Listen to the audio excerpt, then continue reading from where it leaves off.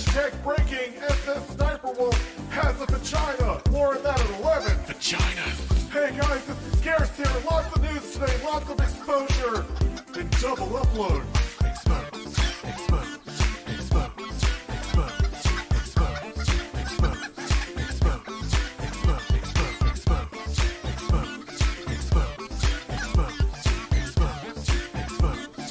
expose. No. You're exposed. You're exposed. You are Viewership is fine.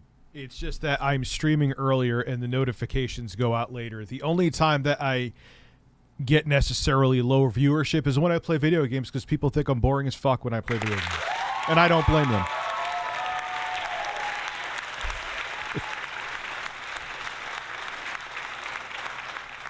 You know, so it is like, yeah, like I'm thinking that a stream, I've learned over the even my videos today, YouTube sends out notifications different now.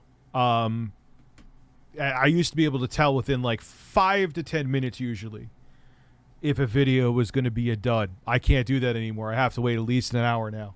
It's kind of annoying because I used to know if there was something wrong, like maybe YouTube didn't send out notifications properly. I would take down the video when it had like 20 views and re-upload it and no one would even know. Now it's like I have no idea. So it's just weird. Like I had 800 people here for the second stream. 800, that's pretty normal. But in the beginning, you would think it was shit. How's Crossfire X? I haven't had time to play it today. We're going to wait a little bit. Holy fuck, do I have a lot to talk about today. Oh, yeah. I'll let everyone else know again because we're going to start off with that. But Tommy decided to, right after I streamed, around 10 o'clock, message me right away on Facebook. He unfriended me on Facebook. He blocked me on Twitter. But boy, is he following what's going on. I'll show the tweet to you because I don't want it to be hearsay. You're such a misguided, nasty, phony person. Seek help, dude. You have issues. I have no idea why why you're not CEO anymore, Tom.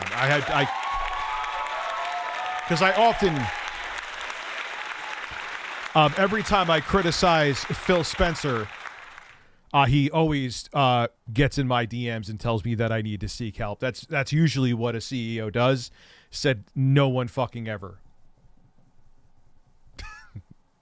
And then this guy, I actually used to be friends with him on Facebook, friends. He is the Retro Bro, who basically said that I've been bullying Tommy and said my family should be ashamed of me for criticizing the Intellivision Amico. Which is fine anyway. 95% of my extended family are anti-vaxxers and hate me anyway, so if you want to go talk to him, go right ahead. Oh, man. Yeah, he's the only, even though I'm going to, we're going to watch his video first because all of with evidence and showing the books, they're swimming in debt. They're taking out predatory loans just to stay afloat. They have virtually no revenue streams coming in. But all that, even though it's out there, and in the SEC filing, you'll see it, and I know there's super chats, my apologies. They say they don't even know if they're going to release a console. I'm bullying Tommy, I'm being mean, and my family should be ashamed of me. First off, you don't know anything about me. You don't even know anything about my fucking family. Sit down and shut your fucking mouth, okay? Just because you drank the Kool-Aid and your feelings are hurt, don't go into my personal life, you piece of shit. And, oh my God, he's punching down on me. Who am I? I'm just a little person on YouTube who's trying to... Oh, wait, I can't... He also said because I constantly talk about balls and dick that I guess he was insinuating that I'm gay, which, first off, what the fuck? What's wrong with being gay anyway? Is there a problem with that, John?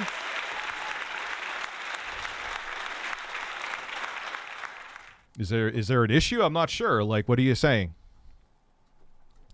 And I said to him, man, we're going to go through all the tweets, too. This is because this wasn't a troll. This is someone who actually used to be like, he friended me on Facebook, and you know, he's a clout chaser. And Tommy is, I'm going to tell you a story. These people, it's not that I'm a bright dude. I've been gaslit before. I know what it's like. Even though these people sold out, not financially, they didn't get a penny from Tommy, but they were promised the world, and Tommy pretended to be their friend, and they feel they have to go to bat for him. And that's happened to me before. I was promised the world, and you get shit, and the person will flick you off like a dingleberry off their ass once they're done with you. Do you think Tommy's ever going to talk to any of these people again? Of course not. He's not going. Once this all implodes, he's already going back on tour to video. He's going to pretend like this didn't exist. He'll just brag about it in interviews and say, I was a CEO of a video game company once for 5 minutes, and even though I really wasn't, I just walked around like an asshole and annoyed the shit out of people with mustaches.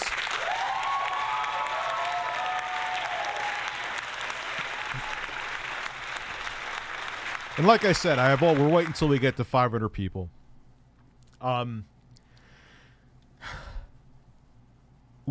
A lot of Rich, why are you so impassioned about this? Why do you keep talking about this? Well, first off, it's an interesting topic.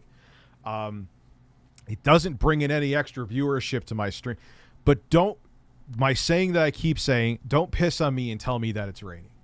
You have all these people going around saying that me, Pat, and Ian are liars. Me, Pat, and Ian are, and admittedly, Pat and Ian, they've been wrong about shit before, but this they've been pretty much 100% on. And I don't like it when I'm just doing my job as a gaming commentator and you're calling me a fucking liar. And your CEO sliding in my DMs telling me I need to seek help. No, Tommy, you're a fucking narcissist and you need to seek help, dude. You cosplay as a CEO. You gaslit a bunch of smaller YouTubers, basically indirectly promising them an opportunity. And they were probably, because look, a lot of them are my age, and they probably remember you from back in the day when you were on TV, and they were kind of, and they're smaller YouTubers looking for an opportunity. And they didn't see it. Some of them I do feel bad for. Not this fucking idiot. Don't go into my person to say my family's ashamed of me. No, they're not. They're not ashamed of me. They should be ashamed of your family. Should be ashamed of you for being a fucking idiot.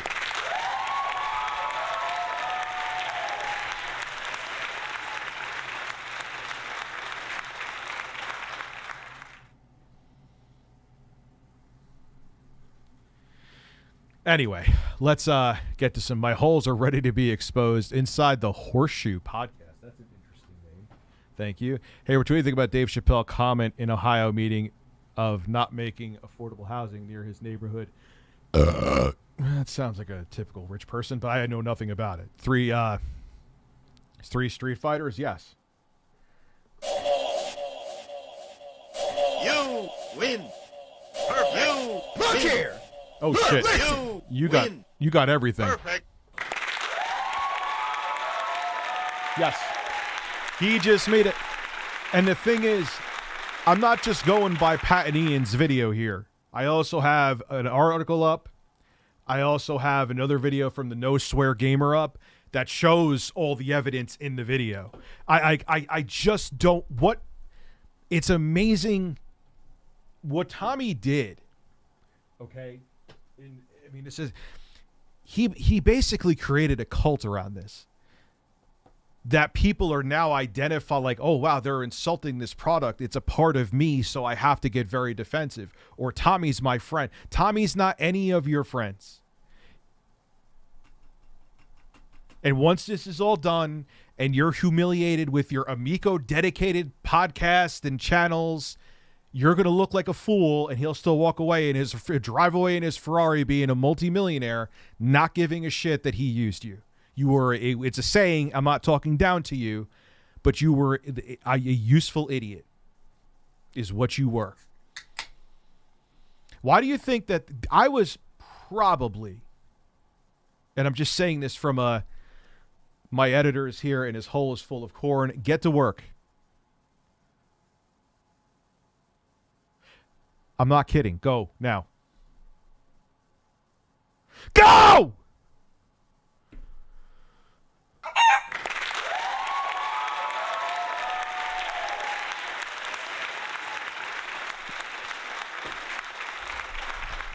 Anyway, they're being used. But I have no love for this Retro Bro guy. He could go. I mean, leave him alone. I genuinely mean that. Don't do any, because he's probably already going to cry.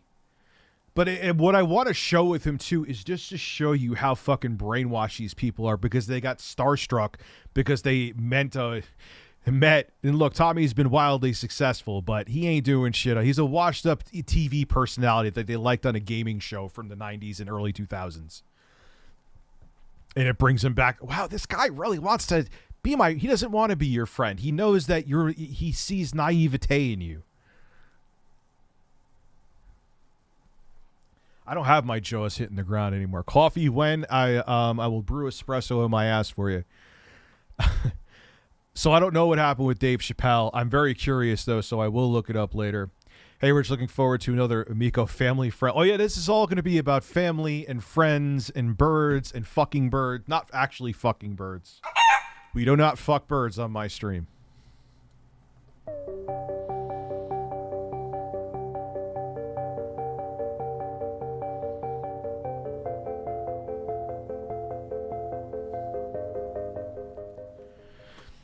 You can't trust anybody named Tommy? Well, you should know.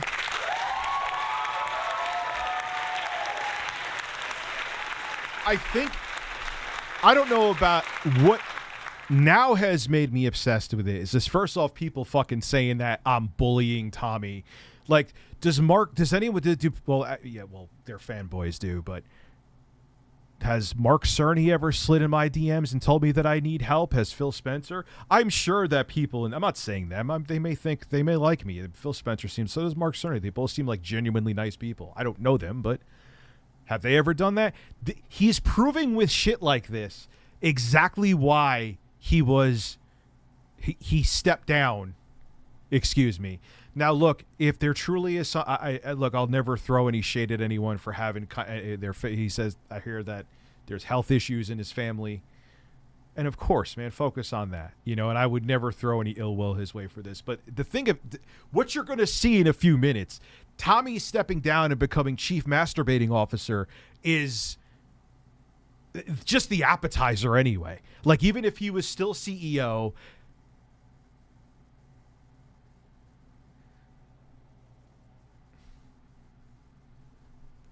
it doesn't matter. Like, the company is financially so in the red, it's ridiculous. And the fact that people will, but again, they're gaslit. They're propaganda. Like, they might as well just say I'm fake news. You know what I mean? Like, well, dude, he's rich. Tommy, he's going back on tour, which that was such an indicator. A company is supposedly about to launch a product, and it does, even if you're in it, it's just, they were like, sure, they were probably just like, because I'm sure Tommy would, like, this speculation, and maybe it truly was because he's having, like, something big outside of, but they were probably like, Tommy, you have to step down. He was probably not actually like a child, but he's like, so what am I going to be doing here? That I own a large share of the company. And he's like, all right, Tommy, you are the you're the chief creative officer. There you go.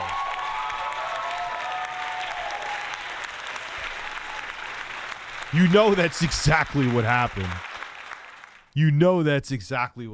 Oh, okay. So, Intellivision is, oh, dude, you're about to see how bad. Unleash the Birds. Yeah, dude, that's so fucked up. And he thought it was nothing. Like, he probably banged the back. Jesus, man. Yeah, that's what I'm saying. That's why I don't change. Like right now we're only at 300 people. I'll start going into this, and we'll be at like 800 because of notifications. Then there's he used to be SNES-tastic. Like, what are you doing? But they're so, that's the thing, they got gassed and they think like, oh man, this legend in the industry, he's talking to me. You don't see the red flag. I think like I said before, I didn't finish this thought. I think I'm the largest YouTube channel he ever got an interview on. That isn't strange to anybody. You know why? No, because they just smell the bullshit. Now, do I think that the Intellivision that Tommy started it with a nefarious purpose? No. But he was not the person to lead. He is too insecure and egotistical, and he was just letting his emotions run shit.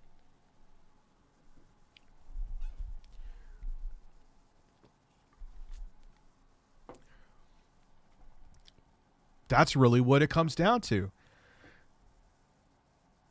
He let his emotions run things.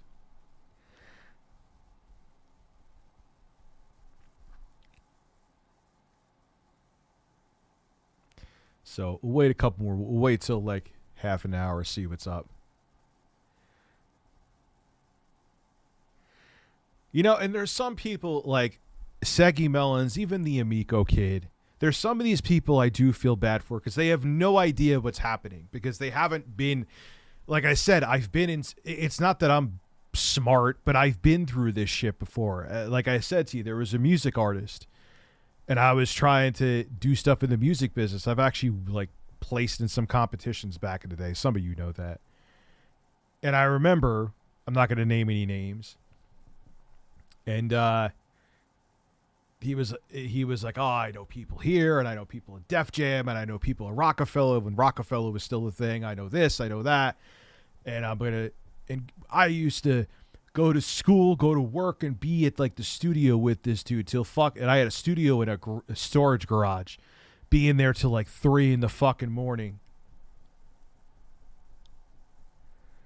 getting just that's it, you know. Don't worry, it'll all pan out. It'll all work out in the end.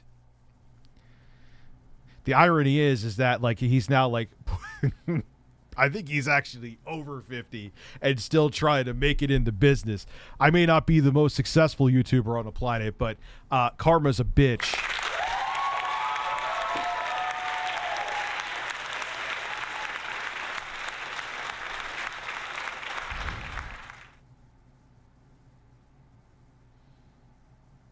You know, you put the Amico over the Switch. Yeah, no. And you know, my video today too. Like I remember I told you guys yesterday, it's going to piss people off. It's actually doing above average, but it's not that I hate the Switch, but it's just not, it's going to become that console where oh, look, a new Mario Odyssey game is coming out. I'll play that. Or, you know, oh, I'm getting a Twitter message. Who is this?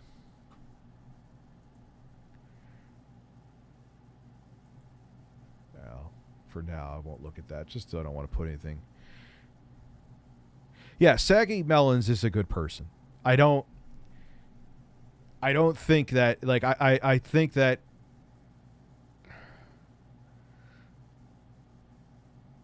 yeah, I feel like there's a lot of people that were.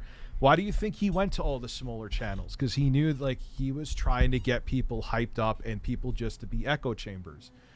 And I tried to give it a chance, but when I saw the red flags, I'm like, I remember seeing Finnegan Fox, and I was just like, what the fuck is this? This is a joke.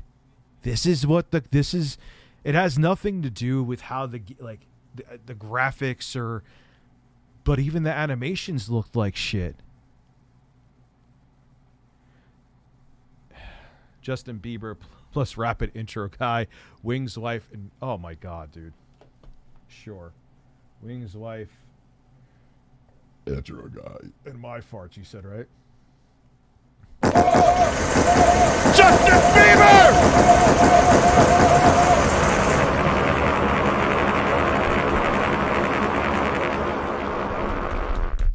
Yeah, man, I may have to change the stream key. It's like one day my videos do well and then my stream doesn't get well. That always ends up. But then I'm gonna get pissed off changing the stream key because then like an hour from now there'll be 800 people here. This is taking a long time to get to 500 though, but it is before 8 o'clock. I don't know. And there's other people too, man. Like I don't know Snestastic. I've seen him on and off on YouTube for ages. I don't think he's a bad guy. I just think they got caught up in hype because Tommy is a snake. Tommy sold them snake oil. And again, admittedly in Tommy's defense in the beginning, I don't think this wasn't a scam. But he's not CEO material. He's just not.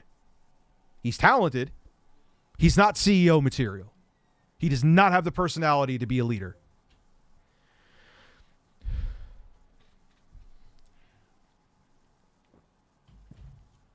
I don't know what to do.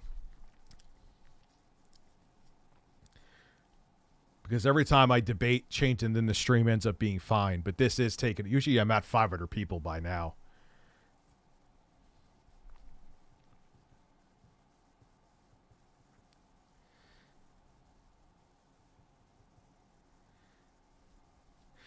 You know, it was like... And I remember thinking to myself, but I'm like, I'll give it a chance, man, because it's human nature to be skeptical, but yeah, dude, it's predatory because no one else will loan to them because anyone with any kind of financial sense or even not even financial savvy, just common sense is like, this is a dumpster fire. This thing is never coming out ever. And if it does, maybe we'll break even. And just get our loan back and run off. Hopefully not snake spunk.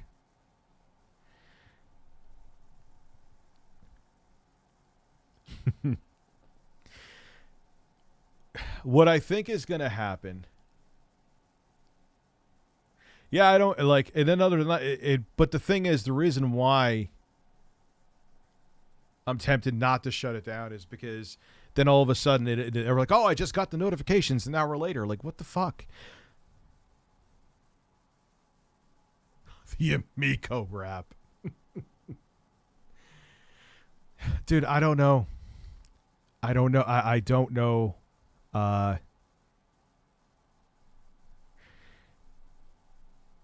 Like I said, what I feel bad for is you're trying to build up an Amico dedicated podcast. Why would you do that even if it was like any product? I've always told you guys that, and you've seen, how does that always end? Like, even if you're not trying to make a career out of it and you're just doing it as a hobby, it's still dumb. You don't want to talk about anything else except the Nintendo Switch. That's silly. You know what I mean? The stream is on your feed. All right, maybe people just don't give a fuck about the Amico. That could very well be the case. Or like I said, at 8:30, we'll see 800 people here because that usually happens too. So we're just going to fucking start.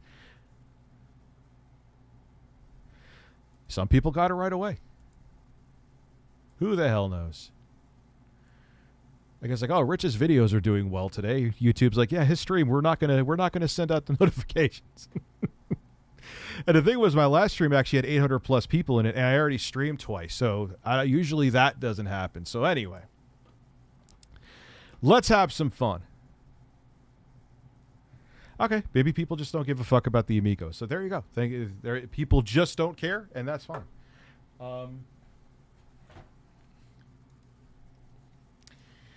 So we know today is my birthday. Happy birthday, old man Jeeves. I can't think of a better way to spend it than by watching Dad and hanging out with the bird and horse tubers. We will get you the clock. Happy birthday, man.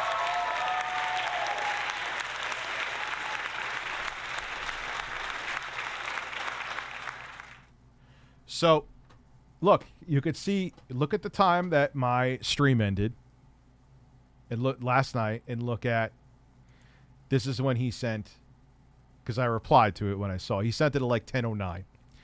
Tommy, you're such a misguided, nasty, phony person. Seek help, dude. You have issues. I said it before. And all I said to him was, have a great day. I'm not going to get into fucking pissing match in DMs. So anyway, what I also find funny, I'm finding out too, is that this Retro Bro guy, he's blocked other people who just say dissenting things to him. He won't block me, I guess. I don't know. It's just kind of strange. So here we start with, you said much worse about him on your live streams. Oh, woe was me. A public figure got harshly criticized on a live stream. Like, wah. Maybe don't be a POS human for once. Yeah, the multi-million-dollar CEO's feelings are hurt. Go to the defense field for him.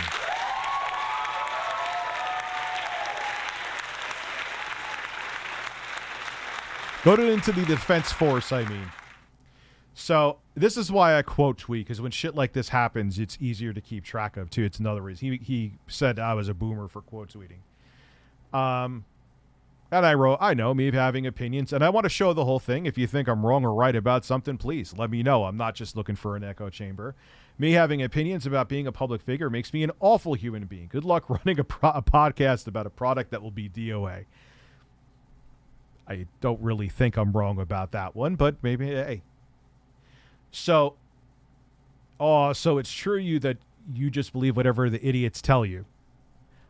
Yes, I believe the SEC filing.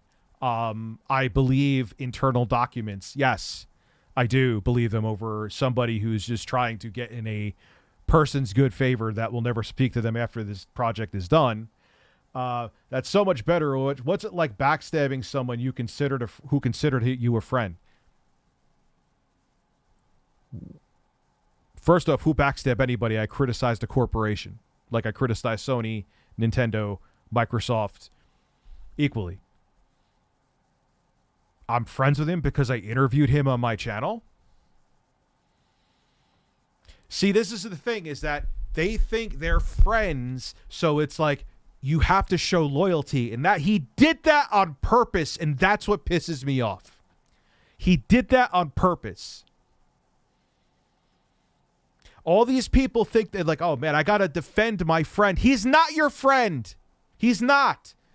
He'll tell you he's your friend as long as the company's open. But I'm telling you, once he's off just doing video games live again, making probably $50,000 to $100,000 a show, you're not going to exist to him. If you're at a convention together, maybe you'll both say hi to each other.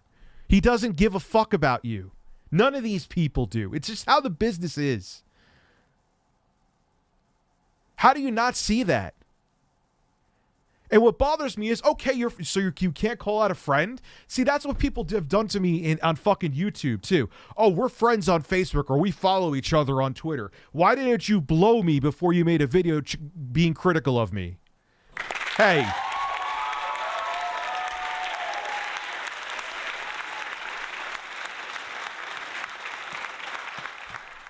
And God, they're falling right for it, hook, line, and sinker. They're falling right for it.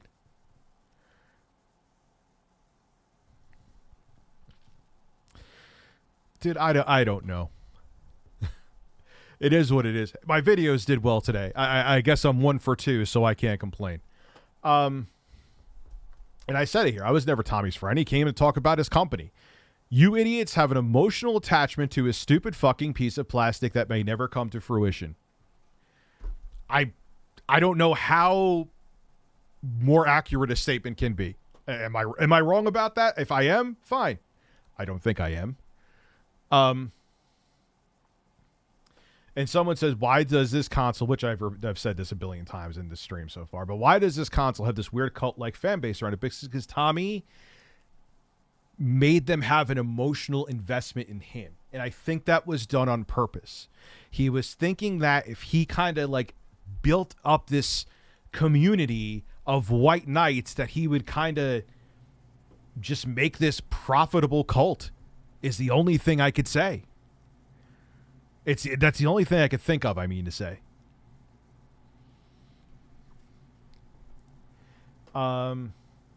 And here we go. This one I love too. Emotional attachment. I think the only person emotionally attached here is almost a 1 million sub channel getting triggered by my tweets and podcasts. No, I'm getting triggered by the entire community, including the fucking CEO of it, or former CEO, excuse me, who's calling us all insane and liars for criticizing a company because of the evidence that we have that if we criticized any other company, most of these people would be on board with it. But you have people either, I don't know if Retro Bro, maybe he isn't. Is he invested in the company? I got to use the bathroom real quick. I'll be right back, which probably means that we're going to lose him. But that's okay. We'll be right back. I have to go. I didn't feel it before, so the birds and nature.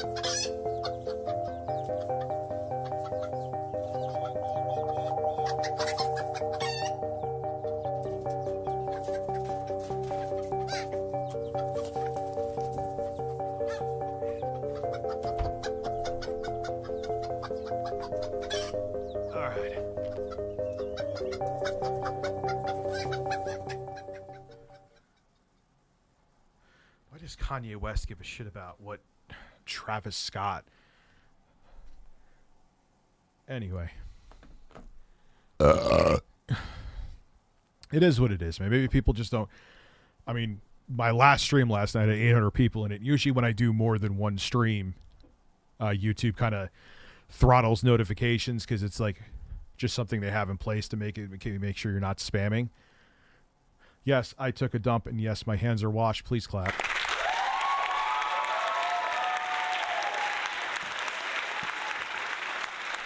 Anyway, so, by the way, you don't have to retweet. No, I want to retweet these bangers you have there, Retro Bro. That's why I retweet them. So, yeah, no, I said, so I don't have to quote tweet dickheads like you in this matter? Do a podcast episode describing how Tommy's dick tastes, you fucking cultist weirdo. All right, I went a little savage there, and yeah, I'm not sorry at all. Okay, let's continue. And he wrote, again with the dick sucking. Is this your fantasy? Yes. You've only mentioned it every time you mention Tommy and the Amico. And I mean, I know you like to take off your shirt for men for money, but hey, if that's okay, what's wrong with that? And I wrote back, yes, I'll pay for you to have an ass-to-mouth session with any Intellivision executive you like. It'll be a dream come true for both of us. You could get to eat Tommy's ass, and I'll get hard over it. It's a win-win. I don't know why I'm not following Mr. Matty Plays. Anyway, I changed that. And then when someone's lost an argument, which who cares? What do I get? An extra inch on my dick because I won an internet battle? Or maybe some of you may even think that I didn't win. Who gives a fuck? But bet your family is proud of you. What does that even mean? Because I'm criticizing a corporation? And like I said to you, Jeff Smash JT, I don't know about this guy, all these people, but most of these people, if it was Sony, if it was Microsoft, if it was Nintendo, and the same shit was going on, Jeff would be in his hot tub every day holding up whatever fucking phone he has, shirtless, making videos calling out Sony or Nintendo or Microsoft. It's funny. I don't know. Maybe he does have I know Jeff has a financial investment, and he might as well just have a picture tattooed of him on Tommy's ass, of Tommy on his ass. I mean to say, oh look, I'm bringing up another man's ass. Oh man, I guess I want to see Jeff's ass too.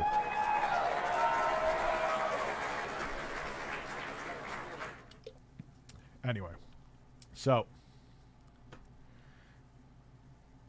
that ended there. So he is the self-proclaimed, the number one source for factual.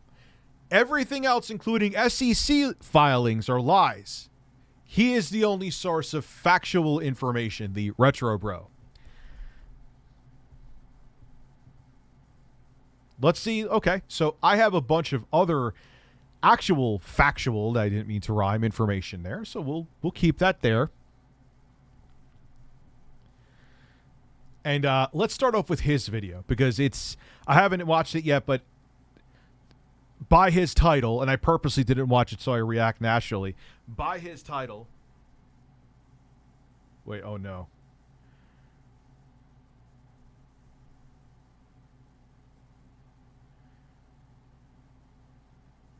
Oh, there's a video. There's a fucking video for tomorrow. Of course, no one pre-ordered the Amico. No one fucking knows about it.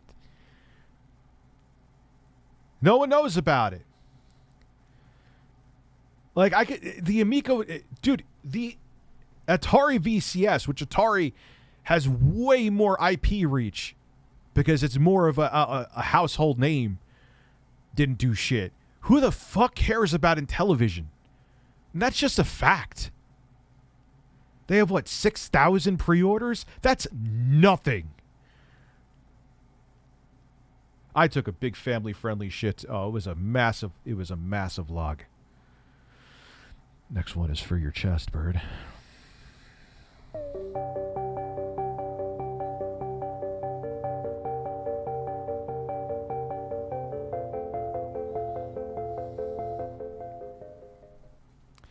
Anyway, let's see him talk his way out of literally they went to a place to get a loan that has a D+. I think Mr. Wonderful, that stupid fucking investor from Shark Tank, started it.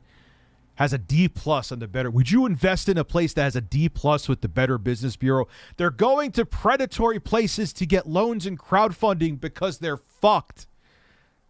They've had virtually no income since they've existed. Under Tommy's whatever the fuck it was. What is up, guys? Do you even Amico, bro? They're moving.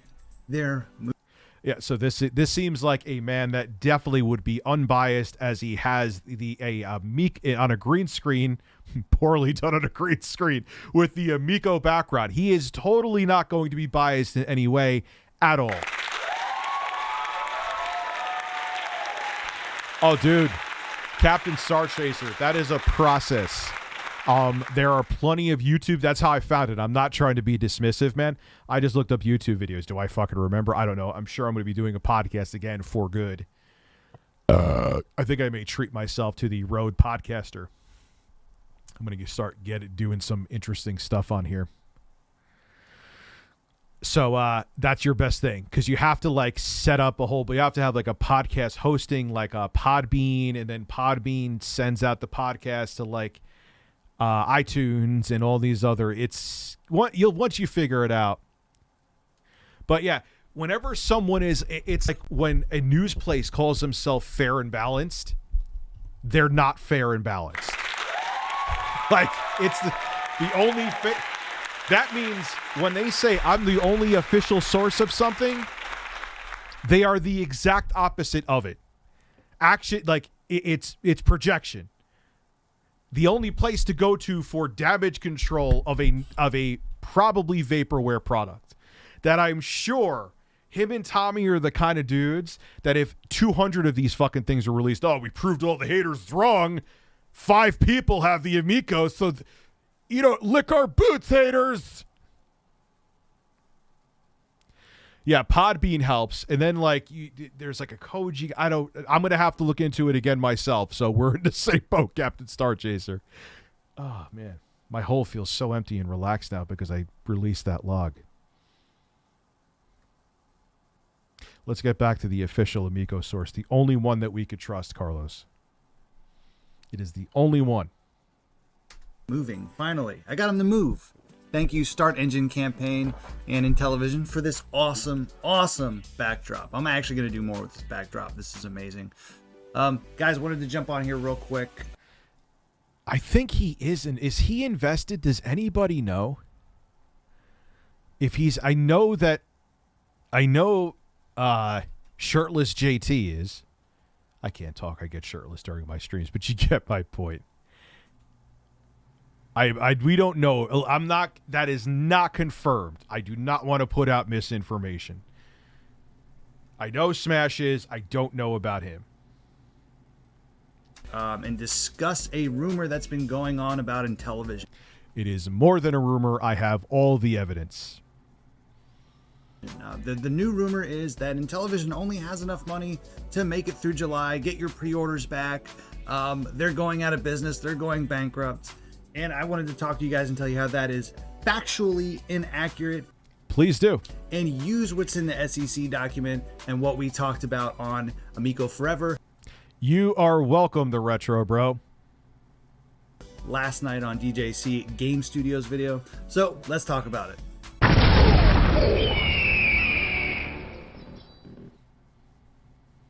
All right, guys, so the new rumor is Intellivision's running out of money. In the SEC document, Intellivision has to list all potential risk. If there is a 1% chance or less that something might happen, Intellivision has to disclose it. These are usually worst case scenario risks that would happen. So... Okay, yes, please, by all means, spin what was in the SEC filing, and then the staggering amount of debt, how they had to go to, what would the name of the place with a D+ rating from the Better Business Bureau? Talk about how they're going to have to give $100 per Amico for one of the places they got a loan from. What about that's just hater talk, right? In the disclosure statement, they talk about how much money is on hand and how they could potentially go out of business if they raised no more money. So obviously people saw this, freaked out. Oh, they're going out of business. Shigeru wants an Intellivision Amico to stick his penis in. Confirmed. Thank you, Shigeru Miyamoto. I will forever... But I know you're not really Shigeru Miyamoto, but whenever you say these things, I am now picturing Shigeru Miyamoto putting his man meat on top of an Amico, which actually will never happen because chances are he'll never see one. Oh, shit. Please clap. So I'm going to play you guys the clip from last night where me and Retro Advisory Board and DJC Game Studios talked about this particular...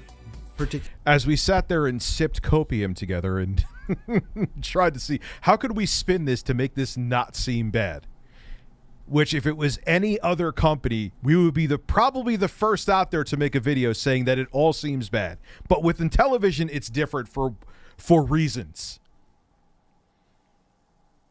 Particular instance. Reasons that no one can explain. It just goes, oh, your family must be ashamed of you. Okay, well, yes, that was in that. That just sums it all up. It makes perfect sense now. And just give you guys the facts again. I'll play the clip, and we'll come back and talk. Chuck, can we actually address this one? What are other bootlickers gonna do? DJC Game Studios, Captain Jaw hitting the ground, and I don't know who the Retro Advisory Board is. Maybe he's not a bootlicker. I don't know. But they're not going to sit there and be like, man, maybe this doesn't seem good. Of course, you're going to sit there and just whip out the copium and go to town. One comment by Fast Carapolito. So this is actually one of those things. If you go through the SEC documents, if you don't know what you're reading, if you don't quite understand what you're reading, it's easy to read that. If the wording, and I wish I had the document in front of me. I spent yesterday afternoon reading over the entire thing. But what's going on is the way it's worded is there's a risk page. So Intellivision essentially has to list every single risk possible. Like if it has like a 0.5% of a chance to happen.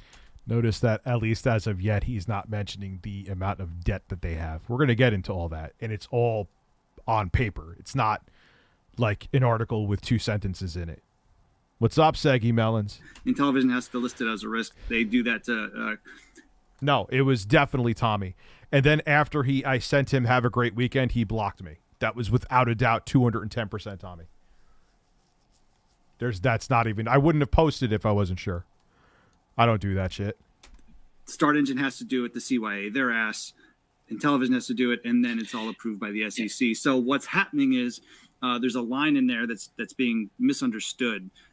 If they were to raise no money from before the Start Engine started, if they went zero bottom line and had nothing, they would only have enough money in the bank and in assets to get through July. However, if you look through the SEC document, you'll see that they currently have other fundraising and other investment opportunities in place. So they're getting money. But one, it's all fucking loans. And two, they still don't have a product out yet that's viable. They're just literally relying on investments and crowdfunding, which Tommy said in the beginning. He said it to me when I interviewed him that he was not going to have crowdfunding.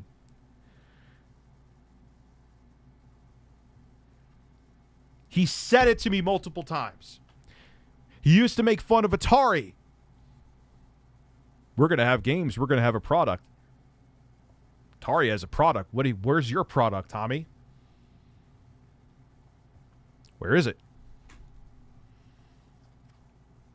From other investors. There's also a note in there that says the board of directors are putting their own money into it, or will be putting their own money into it.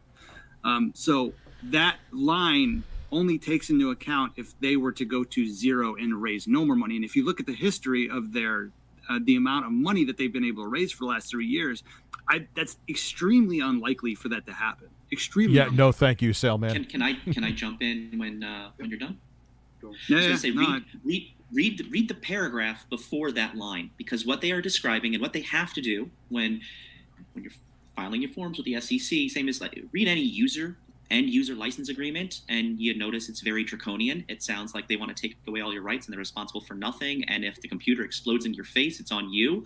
I mean, this is them covering their bases. This is what are the possible risks that you could imagine? Why are they not talking about the loans that have insanely high interest rates?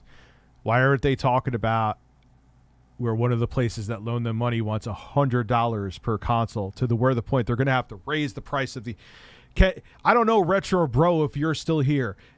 Please explain to me, like I have a 40 IQ, how you can justify buying an Amico with a mid-range 2015 mobile processor in it for $300+. I am begging you to give me a justifiable fucking reason for that. I'm waiting, please. Or did you just come in here and leave a sentence and ran the fuck back out because you know after this video I'm about to drop a nuke of fucking facts on you?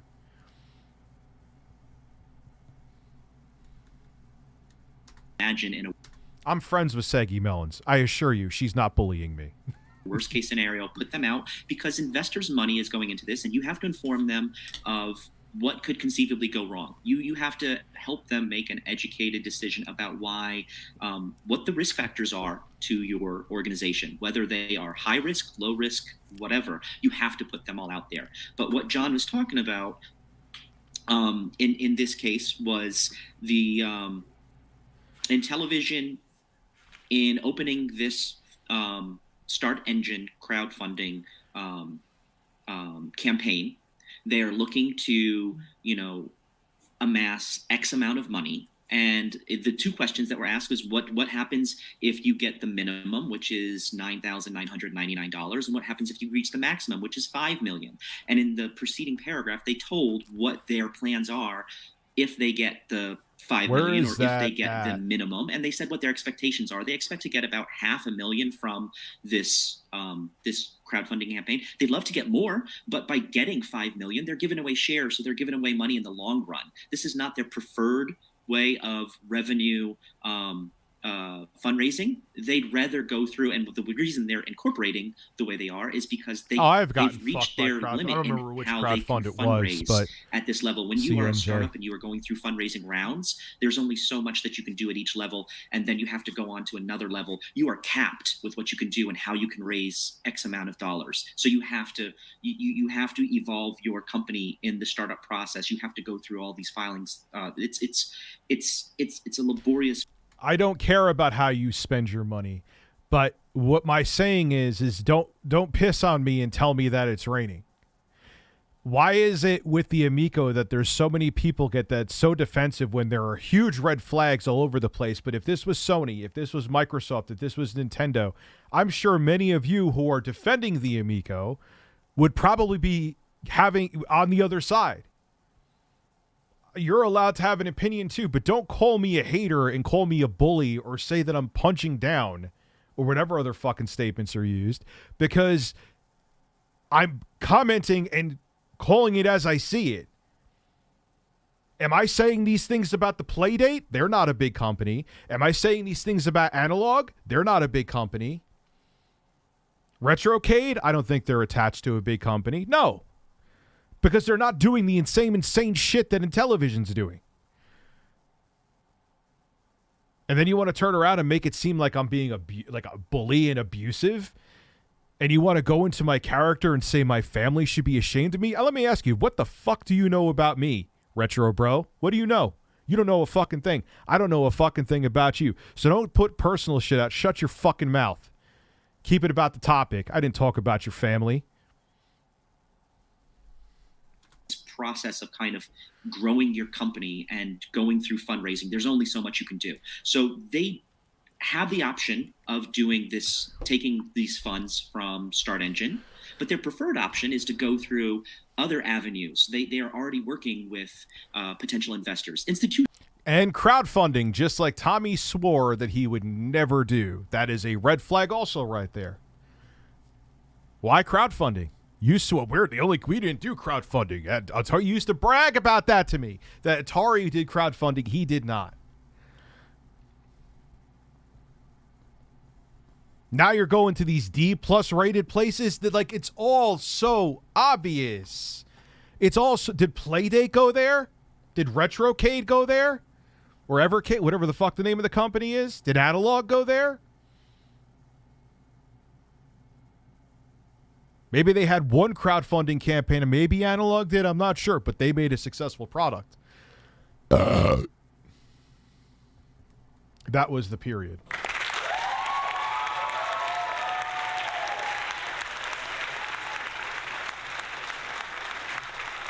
So the whole thing of, I'm just trying to be so mean to go after a little startup. I'm not. Why going after any of those startups? They actually seem like interesting products. Eventually I'll get an Analog Pocket. I have the Analog Mega SG. I have the Analog Super NT. I have a Retro AVS. Some of them, Griffin, I feel bad for. And dude, I don't know how long you're hanging around. Hey, look, we're actually up to 700 people. File that under no fucking shit. I can't. YouTube's notifications, even with videos, are different now. I look at a video of like 15 minutes, like, oh man, that video is dead. Guess no one cares. And then like I'll look like 40 minutes later. Oh, this video is performing better than usual, or performing as good as. Like, what happened? Like YouTube's like sending out the notifications at weird times. Institutional investors who want to back them with money, and that was in the preceding paragraph. So $1 million. I don't know if they're invested. I have no idea. I know Smash is. I cannot talk for any of them, nor would I put out misinformation purposely. I mean, you know what I'm saying? Like, I don't know if they are. And I'm not going to say I assume they are or not, because I don't know, and that would be irresponsible. Yeah, I have my pre-order in. If the Amico comes out, I'm going to be getting it along with everybody else. I have it. And I will go into it with an open mind, and I'll be like, and you know what? If it ends up being good, I will eat all of my fucking words. I don't care. Like, if I was a person of pride, I would still try to be deflecting the success of me knocking over my bird of the Nintendo Switch, because I was very skeptical about the Switch in the beginning. I mean, in my defense, to like 2%, we were coming from the Wii U, but boy, was I wrong. I'll be the first to admit that I'm wrong. I'm not making it like I'm a fucking genius. I'm not. Far from it. Don't time out somebody. That's silly. Why would you time him out? If I catch people timing someone, I will ban you from the... I hate the Polo Wings, but for that kind of shit, I'll ban you from the fucking channel. There's no reason to time him out. Because someone's disagreeing with me, that's stupid. That pisses me off. I don't want an echo chamber here. That's dumb. Yeah, I could... We're getting over 700 people. I don't know. If I find out who is deleting his comments, you're getting banned. Not that that really means anything, because you'll make 37 other fucking accounts, but... funding from that, which would be the full cap that they could get from this type of fundraising. So they're looking at getting that from institutional investors. But if they don't get all that they are hoping to get, and they've already got, I think, 1.6 million, they've said. Because that happens all the time, where I'm having like even a heated debate with someone, and someone always ends up, why are you blocking them? I almost feel like someone's doing that on purpose. So then then they could turn around and be like, oh, I was silenced. I don't know if Retro Bro would do that or not. Maybe not, but like I remember when the quartering was like, why would you want to ban? That would be comedy gold. The guy said he wants to drink my gastric bypass juices.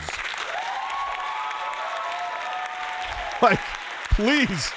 Like, if Alex Jones came in here, let the man speak. It will be for everybody's entertainment. I didn't have even gastric bypass, so what juices he actually wanted to drink is the real question. They can decline this stuff from Start Engine. So it's not something they have to do, but it's something they are, it's a safeguard for them. Why would you need to go to an exceptionally low-rated on D+ on Better Business Bureau? No, it's a backup option. That is like you're about to go off the fucking cliff and you're pulling the e-brake up as fast as possible option. So, okay. Maybe there's something else here. I want to make sure he says his entire piece. All right, guys, so there you see it. Again, thank you for coming back to the channel. Again, you're at the place for the most factual and accurate Intellivision Amico news. I'm glad I could cover this. It's like the Newsmax for the Amico. Kim Jong Tallarico approves of this channel. This with you guys, so rest assured, everybody, Intellivision is not running out of money. They are not going anywhere within the next couple months, even 6, 7, or 8 months. They're still. That's not good. Oh, they might be here a year from now. They haven't even released the product yet. Okay, Neil, for being honest like that, you're fine. You're good. I appreciate coming forward. I can't hate on you for that. Just like, look, man, if someone's talking like when I want mods to jump in, and I don't ask anything usually of my mods, all I say is like, look, if someone's putting up an address or someone's threatening somebody or spamming too, Those are usually the three things I'm like, yeah, fucking shut him down.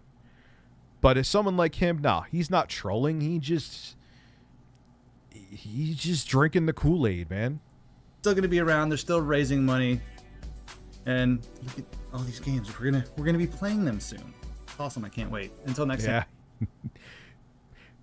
You know what? Like I said, you know what's going to happen is that it'll become like a Intellivision plug and play.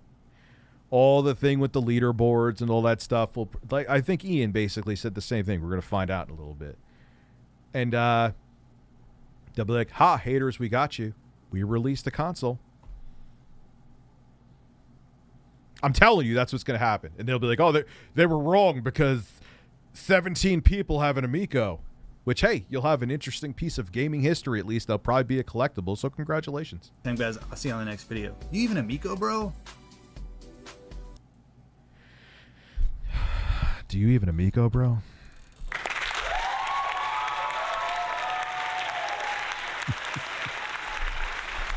All right. So we got all this out of the way. Intellivision admits its Wii like Amico console may never see release. Now, I know this is why I have even more stuff here. I know, well, Rich, they have to say that in the SEC filing. Okay. But fine. Let's just say that's the case. But this is what part of the SEC filing says that they recently put in. It is possible that it is possible, excuse me. Don't ever interrupt me again. It is possible that there may never be a fully operational Intellivision Amico.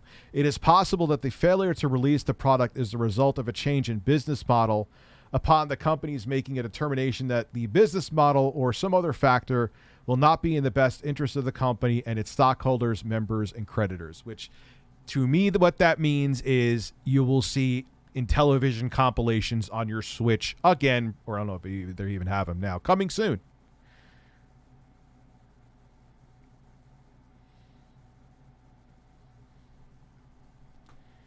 So elsewhere in the filing states that Intellivision, which Tallarico revived in 2018, has not generated any profit since it was resurrected and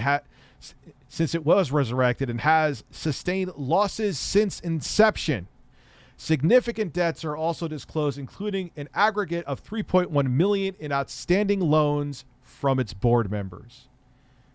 But we're like gamer thumb tier. Here we go. More info available from the official Intellivision Amico SEC filings. Get your refunds while you can, people. I'm staying into I will lose my 100.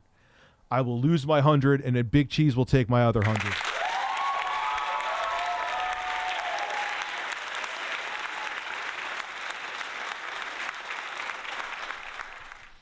Yeah, I mean, but most of my mods are good, man. I handpicked them. Like, they weren't like, hey, I'm going to give you like, I wouldn't do that. Like, a lot of them were great on the other. Like, I know Neil is pretty good. He's never really done anything crazy. So, Miko needs to be buried with. So, here. The math speaks for itself. And it does. Lengthy, they admit they urgently need $10 million investment, which will still result in zero net profit, and within a year will also need an extra $25 to $35 million investment to effectively meet retail. And they're also thinking of the new CEO, who looks like Philip Burnell, like 25 years from now. Oh, I'll go with the gobble gobble. They may increase the price. They're going to go into Xbox Series S territory with a 2015 cell phone chip. It's weird. I need someone want me to say that. It will be a plug and play that has all the games on it, but with one free. To unlock the rest, you need to buy. Yeah, it's gonna be something. A few thousand people are going to get it, and that's it. And then what they'll do is Tommy will probably sell it off, and someone will just rehash like a Intellivision compilations for the next 30 fucking years. Oh wow, look, we're at my normal amount of viewership. So all right, but this is still, so let's look here. They have no runway left. There is only 1 to 2 months cash to fund day-to-day operations. Their manufacturing contracts are not secured yet. These are like talking points from the SEC filings. The system firmware, OS, and cloud backend is not complete. Keep in mind, Tommy said this is going to come out in 2020. This is going to come out in 2020. What was it going to come out to? Were people just going to have plastic shells in their homes, Tommy? You weren't ready. You hid behind the pandemic. Oh, we're ready to go. We're just the pandemic. Why isn't this ready behind the scenes?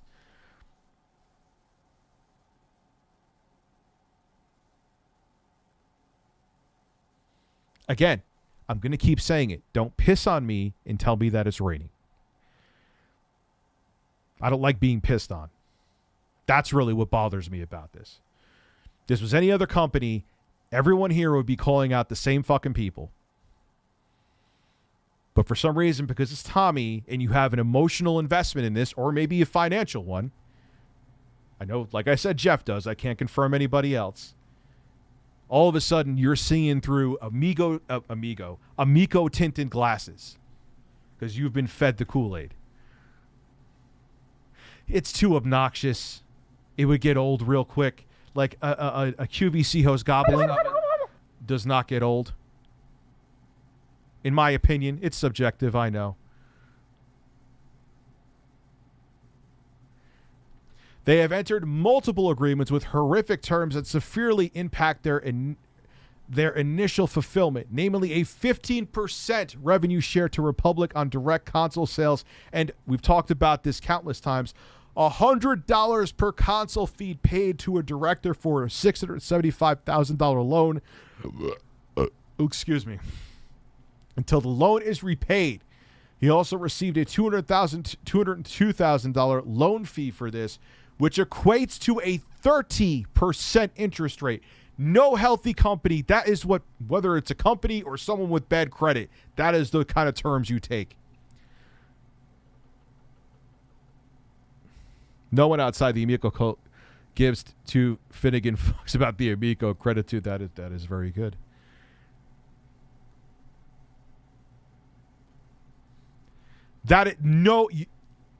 Come on.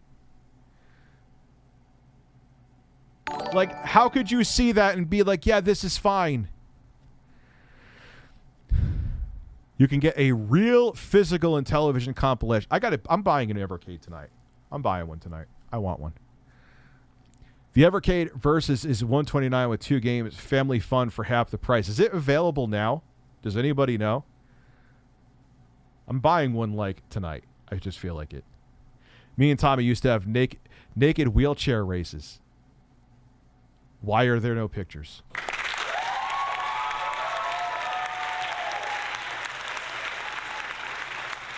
Dude, if this is a rabbit hole, we're like, and it's like 6 miles deep, we're only 2 inches in. We're not done yet. And again, I'm going to show you, I know everyone thinks that me, Ian, and Pat, even though they hate me. Love you. That we're just haters, but is the No Swear Gamer a hater?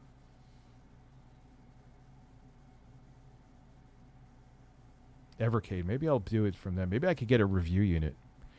I would review that in a heartbeat. Just took a violent piss, like the bowl has hit so dude, I hate when the splashback. Sometimes I don't care what anybody says. It's better off to just sit down and piss. I don't care what you think of me. There's no splashback, man. And men.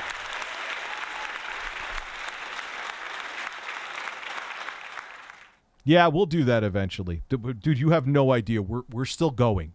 This is just the beginning. These make it literally impossible to use the pre-orders to fund further consoles, as I will show below. Intellivision states they need an immediate additional $10 million investment to complete the next step of their business plan, which covers 7 to 9 months of operation with a console launch window within 6 months from now. Without this, they essentially have no path to market.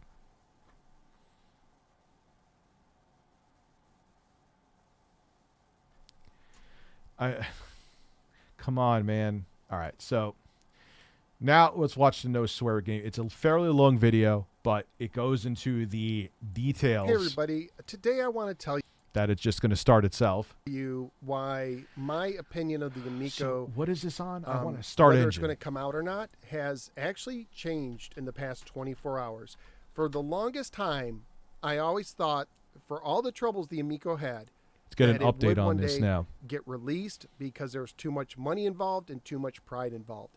But now, after seeing everything going on, from the switch of the CEO, which is not the big deal, to looking at their financial status from this crowdfunder, that is the big deal. I now think there's a really good chance that the system will not come out. Not only that, two things. If it's me, I would never invest in this thing.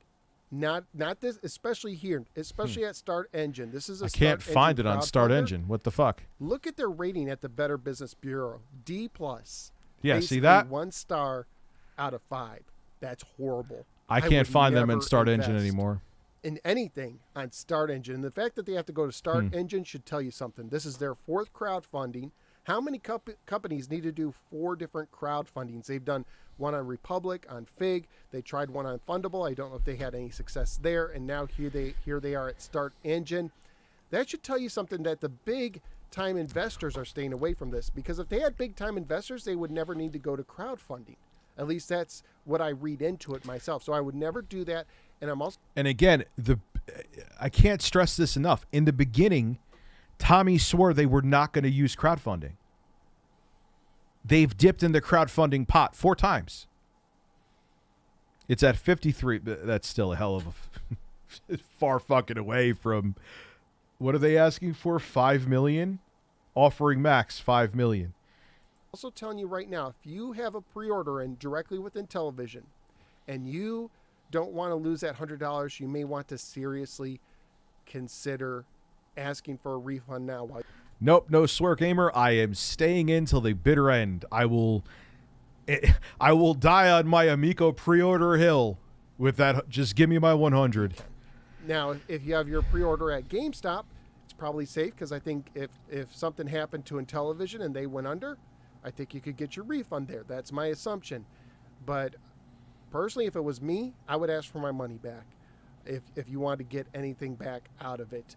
I'm not saying it's impossible for it to come out, but I think it's going to take a financial miracle if it's going to happen. And I'll explain why and go into all the things I discovered looking through all the kind of offering details in this site. This is just crazy. So here we are at the campaign page. Now, usually when you do crowdfunding, the lion's share happens early on. So to give you an idea, let's go to their Republic campaign. Perhaps their It does kind of look like a baby monitor. That's a good most point. successful campaign. They raised, according to the campaign page, about Dude, I'm sure. No, I don't think the money went anywhere nefarious. I will say that it's being mismanaged. It's just they're just keeping the operations afloat, but they have no income or minimal income. They made like a few pennies from selling the games on the Evercade. Like, they don't have. So I don't think it's a Ponzi. I mean, them looking for more investors now is shady. It's over. It's over. You know, it's not Amico hate. It's me stating facts about a console that is deeply troubled. If Analog handled something the same way, I would be talking about them. If the Playdate, the company behind that, handled things the same way, I'd be talking about they don't. I talked about the Ouya a bunch. Did the Ouya CEO get in my DMs and call me out? A little bit of a difference there, huh? I mean, not that she did a great job with the fucking Ouya. That's for shit sure. Oh, what's that game again? That game that's going to have pixels and polygons, I think. That's the one to buy.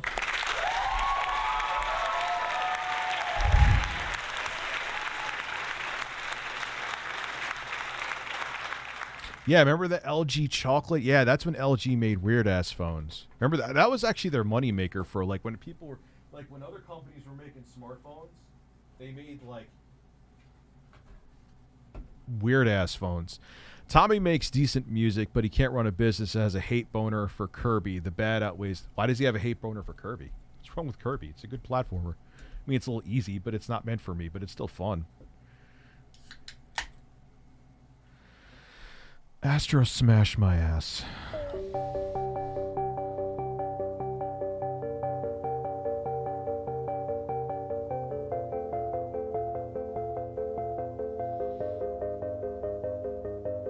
I love birds.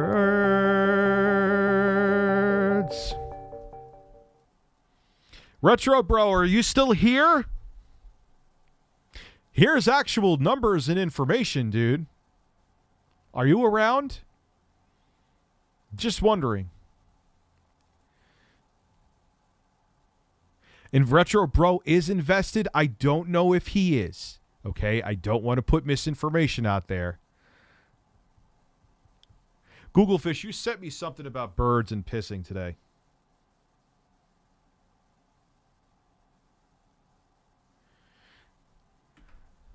About $11 million.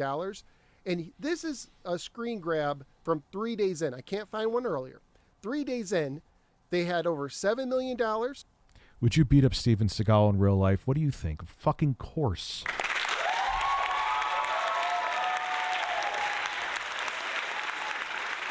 Yeah, I don't know if Retro Bro DBZ is invested. I don't. And I don't want to put the misinformation out there because that's wrong.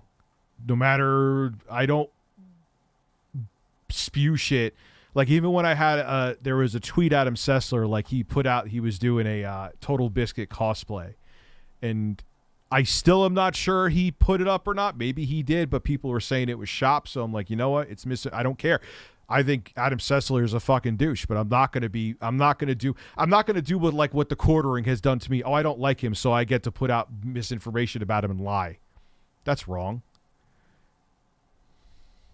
So they had over half of what they would get within 3 days, over 2,000 investors, 2,620. This was 3 days in. All right, so we go from that to Start Engine, $37,000. Yeah, because people are starting to catch on about the mismanagement. And the thing is that the people investing in this, because this is such a niche product, the word gets around in that small community quickly. Yeah, it's weird. He ain't here no more. It's almost like I'm going to put out information that he doesn't want to hear. It's weird. Weird how that works. Copium is a powerful drug, man. 33 investors in 2 days.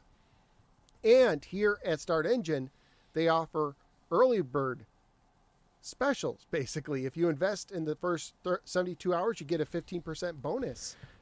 So if you're going to invest, this is the time you'd want to invest. And what is it? Someone has said at 50,000, far away from 5 million. This number has not changed much in the past 24 hours.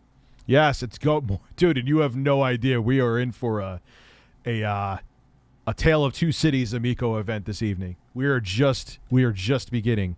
So if this is not up your alley, run. It's been in the 30,000s. Yeah, look, man, and the thing is, he doesn't have to sit there and yes me to death if he wants to, but stay here for this. Don't just stay here for the part that you want to hear. Stay here take the whole dose, man. And you might say $37,000, that's a lot. To a lot. He's playing Amico, so he's just staring at his hands is what you're saying. To people, that's a lot of money, but when you're trying to raise $5 million, $37,000 is not a lot. To put it in perspective, that'd be like if you're trying to raise, let's say, $500, and all of you raised so far is $3.77. That's basically the ratio. No, it's a good So let me analogy. go through this page, and then I'm going to dig into some details for you all. So here we are at the main page. And by the way, I did see this family trailer. I did think it was well produced for the most part. I did like that they had a professional announcer, not Tommy. I don't like that they recycled gameplay footage from a year ago and that it turned into an investment trailer. Basically, this was an investor trailer in disguise. Oh, yeah. So let's go I knew that as soon as I saw it. There's 3 billion gamers, and they want to get some of them. Yeah. When everyone throws around that 3 billion number, 3 billion, the majority of that 3 billion is people just playing free-to-play shit on their phones. Like, let's not live in the fantasy fucking world.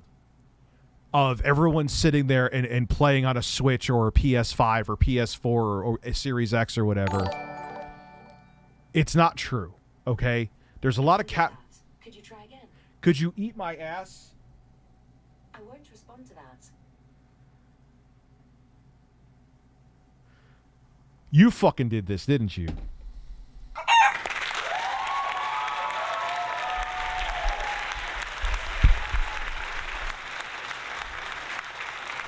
Had an LG. I remember when they were selling those at Radio Shack, bro. I remember converting video files in my favorite show to 3G. Such a surreal time during the dumb phone. Dude, it's so funny you mentioned that. Destiny is in the building. She must want some good old-fashioned Amico family fun because I know she loves that.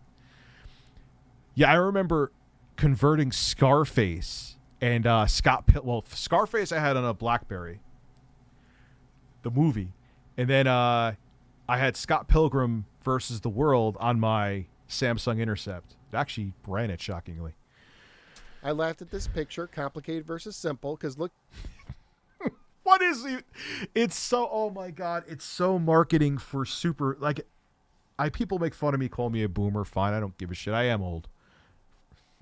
But, like, they're showing an NES Max, who's still like, minus the, okay, I get retro community, but even, like, what the NES wasn't complicated. If anything, the NES, Genesis, and Nintendo 64 are actually simpler to use than the Amico. I didn't have to shove an NFT up my ass and brush it against the top of my Nintendo to get the game to work. I may have had to suck the cartridge's cock, but that's a different story. Yes, I said cock.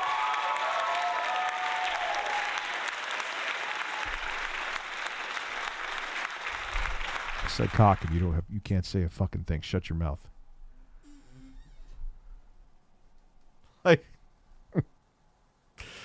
oh, it is such deceptive marketing. Oh, is Jeff here? Hi, Jeff. Are you here? Look at the complicated systems like the NES with its 2 buttons and a D-pad. So complicated. So complicated. So we go through this some more. And then they show a gameplay video, which is basically the same thing they And you know what's funny is that, no, he's not here. He's in the thumbnail, though.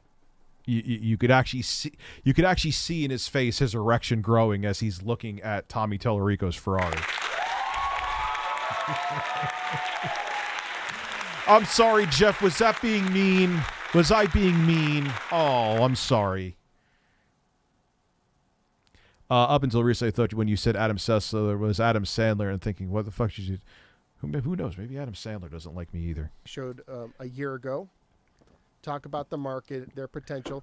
$25 million in total pre-orders. Comment with the clapping. Jesus fucking Christ.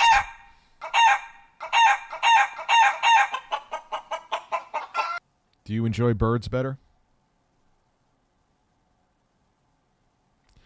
I have a stack of Amico games here. No, you don't. But yes, I know what you mean. And just waiting for the console to come out so I can... I thought you said FAP to the card. I'm like, what? So I could tap the card, download the games, and then play. Yeah, hold your breath. You realize that if you look in the actual casing that there's wording in there that those aren't really games to cover their ass legally, right? Ah, Bobs. Oh, I'm sorry. I'm going to spam the...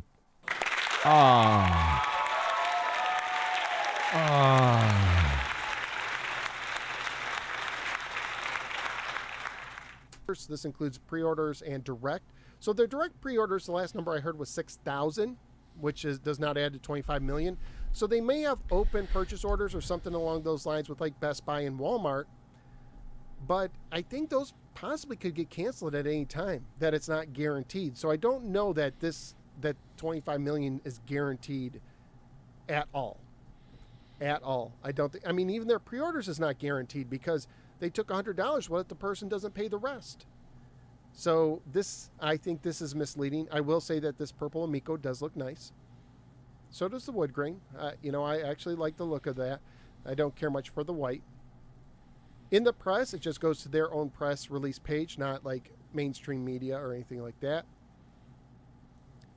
And we go Birds. Hell yeah, man. Old man Jeeps. What's going on? down here, and we go to the offering details. So let's look at the offering details. This is where Things get fun. really get interesting. So here it is. I want you to know that they signed this document. If you go to last page, I'll go to last page. This is a 76-page document. I'm not going to go through all of it, but this was signed on January 19th, 2020. In a second. Let's get through a little bit more of this so I don't get that this spammy. Is based on information from 3 weeks ago. Information can change. And it's interesting that this address they give in Utah, it's not an office. It is the home of one of their employees. Oh, come on. I forgot about that. Yes. Oh.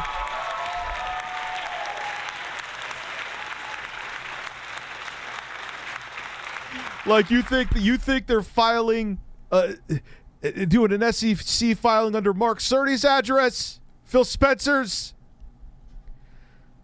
For fuck's sake, man, come on! They might as well just do what that troll did to fucking Camelot and just give the address of like a McDonald's in Manhattan. That's what they're using for their address. And Who's bothering Destiny? Why do people have to stay stupid shit? SNES, what are you saying? Let me see if it's bad. Oh, dude, oh my. Yeah, I love how people. Sexism doesn't exist. Oh wow, a female's in here. Let me ask about her titties. Yeah, totally doesn't exist. Just like racism doesn't exist, and Ethan Ralph was using the friggin' N-word, every other word out of his fucking mouth, and the F-word, too. Like, come on. Yeah. Oh. I also know that they're yeah, why the hell don't you have your wrench? From an LLC to an incorporation, and they're moving. Yeah, you need your wrench, too. They're incorporating in Delaware. This is like something that's just recently been happening. So that's kind of curious that they're kind of moving everything around, if you will. So, like, state of incorporation, Delaware, that's new. Probably because they don't know if they're going to have an office to go to even within a few months. The date of incorporation, well, that's when they... Yeah, if you want to talk about titties, talk about my titties, because, you know, I'm jealous anyway, and so are the birds. They first started, I believe, when they became Intellivision Entertainment. I don't believe that's when they... I think the incorporation is still going on. So this is a... Who Ethan Ralph said I would never... Dude, I don't give a fuck what Ethan Ralph says. Like, allegedly, he literally went to Portugal, allegedly because he said he was going to rape. I think it's accurate. Andy Worski's sister. I don't really care what he says, to be quite frank with you. And he got his ass beat while there. So this is basically more like stocks. This is not revenue sharing. This is like a stock thing where people are actually going to own a piece of the company, but it may not be something that you want to really get into right now. I know it might be attractive to own a piece of a retro gaming studio, but not this one. Don't know if this is the time. And they say right here that they have. Yeah, dude, Ethan Ralph has an email, Ralphomail or something like that. How many times do I need to say, if you are a self-proclaimed alpha male, you are the exact opposite of one. It's not fucking rocket scientist. Have an agreement with Fig, so they owe money to Fig as well. Oh my God, she's showing cleavage. So I must talk about the cleavage. Who cares that she's showing cleavage? I show cleavage. Talk about mine. Like, I have fucking Liana Kersner on here. It's like, oh, blah, blah, blah, titties, blah, blah. It's just like, and it always makes me laugh. Sexism isn't a thing. Okay, it isn't at all. As well, not just to the people who revenue share here. They talk throughout this paper how the shares could get diluted, so you might end up owing less than what you initially think you own. Bobs. I don't know why I find that is a possibility. They, of course, say that there's a lot of risks, that you shouldn't invest any money you cannot afford to lose. So we're going to go. Well, that's with anything. That's why it's like, Everyone's like, oh, cryptos, which, look, there's a lot of junk cryptos out there, so please don't, and I'm not going to suggest any to buy because I'm not insane. It's investing in crypto is like a Ponzi scheme. Yeah, because there never is manipulation of stocks ever. It just so happens that most people in Congress are millionaires just because they're really fucking smart or really lucky. It's almost like the system's rigged and they're insider trading. I know the argument is that stocks are regulated and crypto is not, which is true. But if you think the system isn't rigged all around, you're fucking kidding yourself. Go through this, and they go through some of the history of it and talk about how in 1997, two former Mattel electronic engineers, Keith Robinson and Steve Rooney, acquired the rights to the Intellivision assets and formed Intellivision Productions. And then here in 2000... But on the flip side, investing into crypto, I can't believe that so many people he was able to make almost $500,000, man. Fucking what's his name? I can't think of him right now. Ice Poseidon. What the this is why, like, and all I did was innocently back in the day just talk about a couple things I was invested in. Everyone's like, Rich, you can't do that. It's irresponsible. I'm like, what the fuck are you talking about? There are people out there that are naive enough to invest in a crypto that Ice Poseidon made. Yes, that is proof that I have to shut the fuck up. And he rug pulled it. So yes, I can't talk about them. It's why, Rich, what do you? I can't tell you. I've learned. 2017, Keith Robinson passed away tragically with the support of Stephen Rooney. Intellivision Productions. The original Intellivision Games assets, trademarks were purchased by Intellivision Entertainment. I mean, yeah, I like titties. Who doesn't like titties? But I'm not going to be like, oh, hi, you're a woman. Did you know that you have breasts? No, really.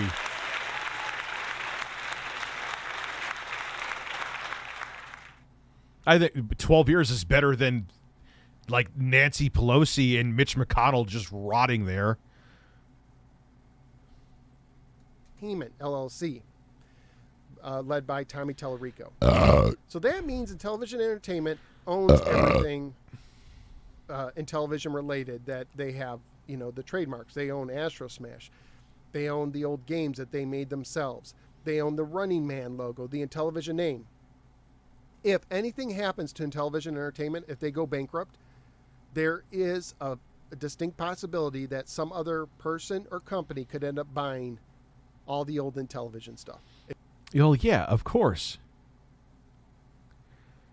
What'll happen is some holdings company will buy it, and then they'll just keep on spewing out Intellivision collections for ever until they spin it off and sell it to somebody, and then who the hell knows? Then it'll just get sold again, and someone will buy it. And just the IP will rot on a shelf.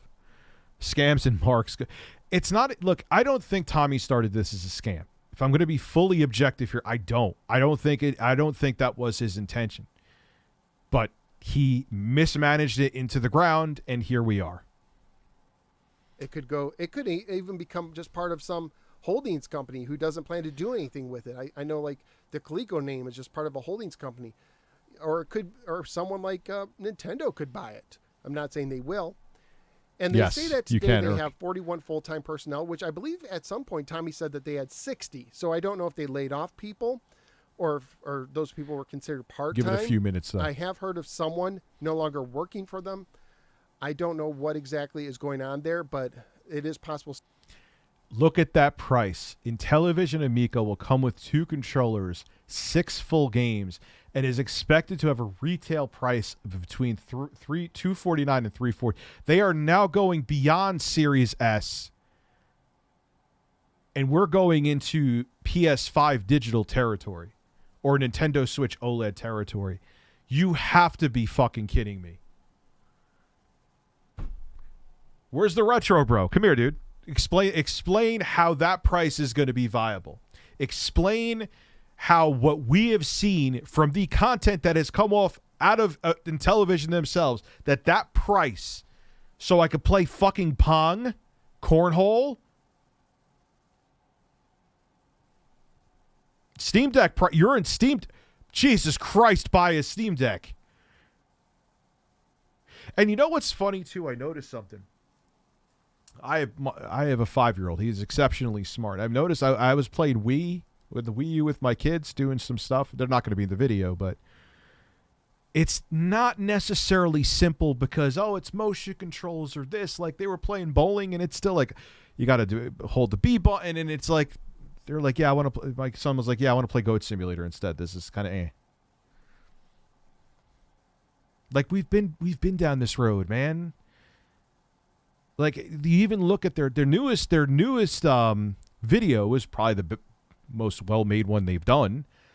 But it's like, it's not 2006. Like, you're trying to sell the Wii when we moved on from the Wii.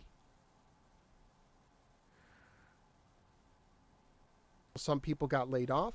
They talk about the retail price being between $249.99 and $349.99. Insane. That is insane. And Phil Adams was on a stream just this weekend, and he did hint that basically the price is going up.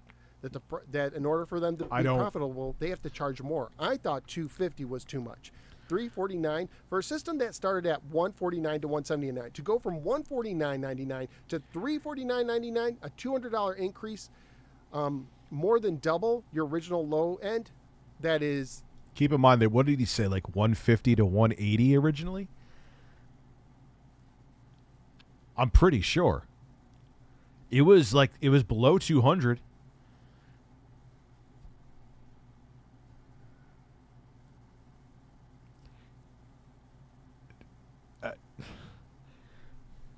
How, like, I wish they were still here. Retro Bro, look, man, I'll put all my shit, like, whatever. Yeah, you pissed me off last night, especially with the family stuff. Fuck is wrong with you? But I'll put it aside, and let's just be amicable. Explain how that's justifiable. Explain how going up to PS5 digital prices almost, Steam Deck prices, more expensive than the Series S, more expensive than a Nintendo Switch Lite. I know the argument that, Rich, that's not for families. How can you justify this?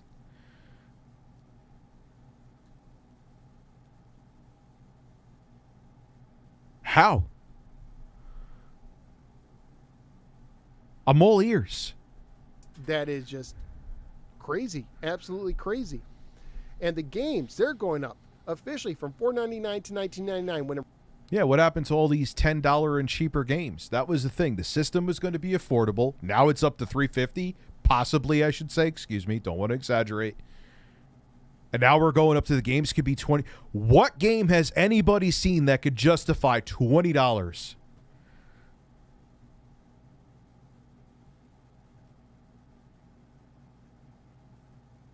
Originally, the games were supposed to be affordable, $2.99 to $7.99.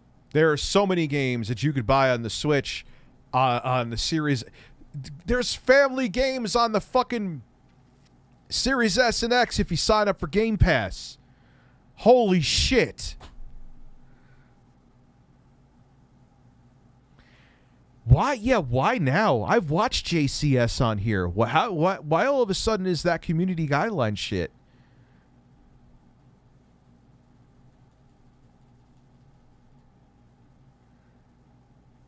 I don't get it. What was it like? I had to be like copyright, I bet. Retro, like, because how can he defend any of this? It's literally numbers and statistics and filings. There is nothing more that he knows. What are you going to tell me that Tommy told? Holy shit, we're almost at 900 people. I'm telling you, man, YouTube is changing the way they're sending out notifications. What? Oh, Tommy. Yeah, because Tommy is the arbiter of truth. So now I believe you.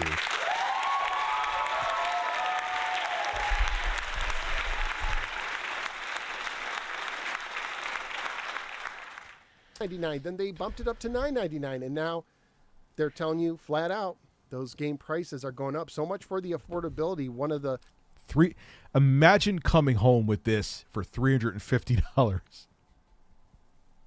Like, imagine being at a store, and if in some ideal world this thing is actually in a Walmart, see what happens, and this is 350, and there is somehow, some way, a PS5 digital next to it, I will come find you and smack you if you buy an Amico before you buy that.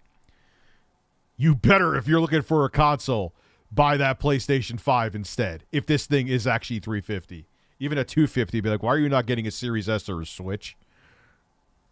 One of the pillars. They also talk how they have they hold trademarks, including Astro Smash. That's not a surprise. Jungle Hunt and Bump and Jump.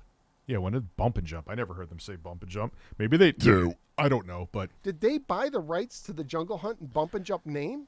Or were they, like, those names ignored? Like, they didn't get relicensed? Yeah, Bump and Jump was actually a pretty good game. That would have been like, oh, that's cool, Tommy. And they found it and picked it up. I didn't know that they owned the trademarks to it. Because they talk about stuff they have licensed. They actually say that they have R-Type licensed. I was surprised to see that name in this document. But there's a difference between owning a trademark and a license. So I'm surprised that they apparently own the trademarks to Jungle Hunt and Bump and Jump. Maybe just the names, maybe not the games, but they know they own the name. So here's where things get more interesting. This is page 8. After 3 years of hard work, Intellivision is actively preparing for the launch of the Segi Melons, I couldn't make it out to Boston. I just physically couldn't do it. Like, even these smaller companies, like Aya, 1X, I wouldn't say is a smaller company, but I have like G-Story sending me out monitors and stuff like that. Send me a review prototype sample, just like Aya did. To make sure I make it abundantly clear it's a prototype and things may change with it. It shouldn't have to be in some curated environment. Let me just throw me, even if there's no OS, throw me some games on it. Let me have experience with the system that isn't super homogenized with a bunch of executives hanging around, even if it's just Tommy. I just physically couldn't make it out there.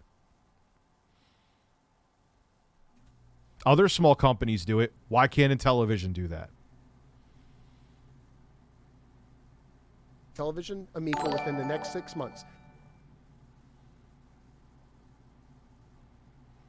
Yeah, let her know the industry is brutal, man. And I'm not even in the industry in terms of game development, Chris D. Jones.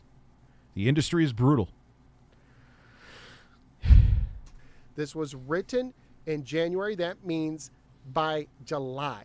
On their website, they still have Q1, last I checked, as their target release. Now they're looking at summer, which I did some math in a video, and I predicted, according to the math, it would be summer before they released it if they did. Initial focus on North America and fulfilling pre-orders. Manufacturing capacity will begin at a moderate pace. When you read that sentence, manufacturing capacity will begin, that tells me they haven't even started manufacturing them yet. Keep in mind, this is a console that they said, I believe, was going to initially come out in 2020. Manufacturing this yet. There is no way, if that's the case, and I didn't believe it was the case anyways, but there's no way Q1's going to happen. I believe that they need money to manufacture, and that's what they're waiting for, and that's why they're doing this crowd campaign. And about 30 days ago, Nick Richards said that they would be given a shipping update around this time, and I don't believe you will hear any shipping update until they assess how much money they make to see if this thing's even coming out. And even if they do manufacture, it's going to start out slow. 2,000. That is nothing. You want to do a nationwide release and only have, like, again, these are all numbers in their filing. How could it be refuted? To 5,000 a month. This is. Oh, those are just dev units there too. Mind-boggling. They haven't even begun the manufacturing. When they told people in an email in the fall, or was it August, late last year, they told people we're going to work hard to get systems to the pre-order people by the end of the year. We're going to do everything we can to do it. They were just stringing people along. That's what it sounds like now. They've been stringing. Yeah, they want to keep that pre-order money, man. They need every dollar that they can get. If you could get Amico up my ass and use the remotes to make it rev like a V, I'm sold. This was Tommy's dream. I do think that Tommy's intentions were noble but he was not the right person for the job. And Tommy, I think with his nostalgia glasses for Intellivision, overestimated the worth of the brand too. I think that was another thing. And it was mismanaged. Him alone last night. Oh, but Rich, you say vile things about people. Like, first off, what is vile? Am I ever telling anyone to, like, I always tell people, don't put out personal information. Don't bother anybody. And I would never do anything that would harm anybody or hurt anybody. But because I have a brutally honest opinion, I've always had brutally honest opinions. It's what I do. What others would Mark Cerny, after I'm off a stream, be like, Rich, I really think that you're a piece of shit and you need help. Leave the PlayStation alone. Would that happen from Mark Cerny in my DMs? Please let me know. I know Pat and Ian hate me. That's fine. I don't care that they hate me. And everyone could be added to the list. Bringing people along waiting for money. I don't know. I don't think they've had a parts issue as much as they've had a money issue. They didn't have money to start the. And they hid behind the fact of the pandemic, even though many other small startups got their products out. That was like, all right, like it's a like that to them was like, phew, we could just hide behind COVID-19, even though it's really that we're running out of money. Next time you get invited to play the Amico, we can fly out together. I'll grab the plane tickets. We're out. I have the games that I want to play. Sure. But I have a feeling, Destiny, if it does, great. But I have a feeling this is not going to be something that we're going to be playing. At least not at an event. I don't even know. I wanted to see that movie, but I haven't seen Uncut Gems. Factory. Yes, I don't leave. I actually sleep right on top of the desk naked. To get it and live stream it on OnlyFans. I have a secret OnlyFans with the birds. Going. Let's see what else we have on this page. So they say that the system is 100% complete, the hardware, but the firmware and operating system is 95% complete.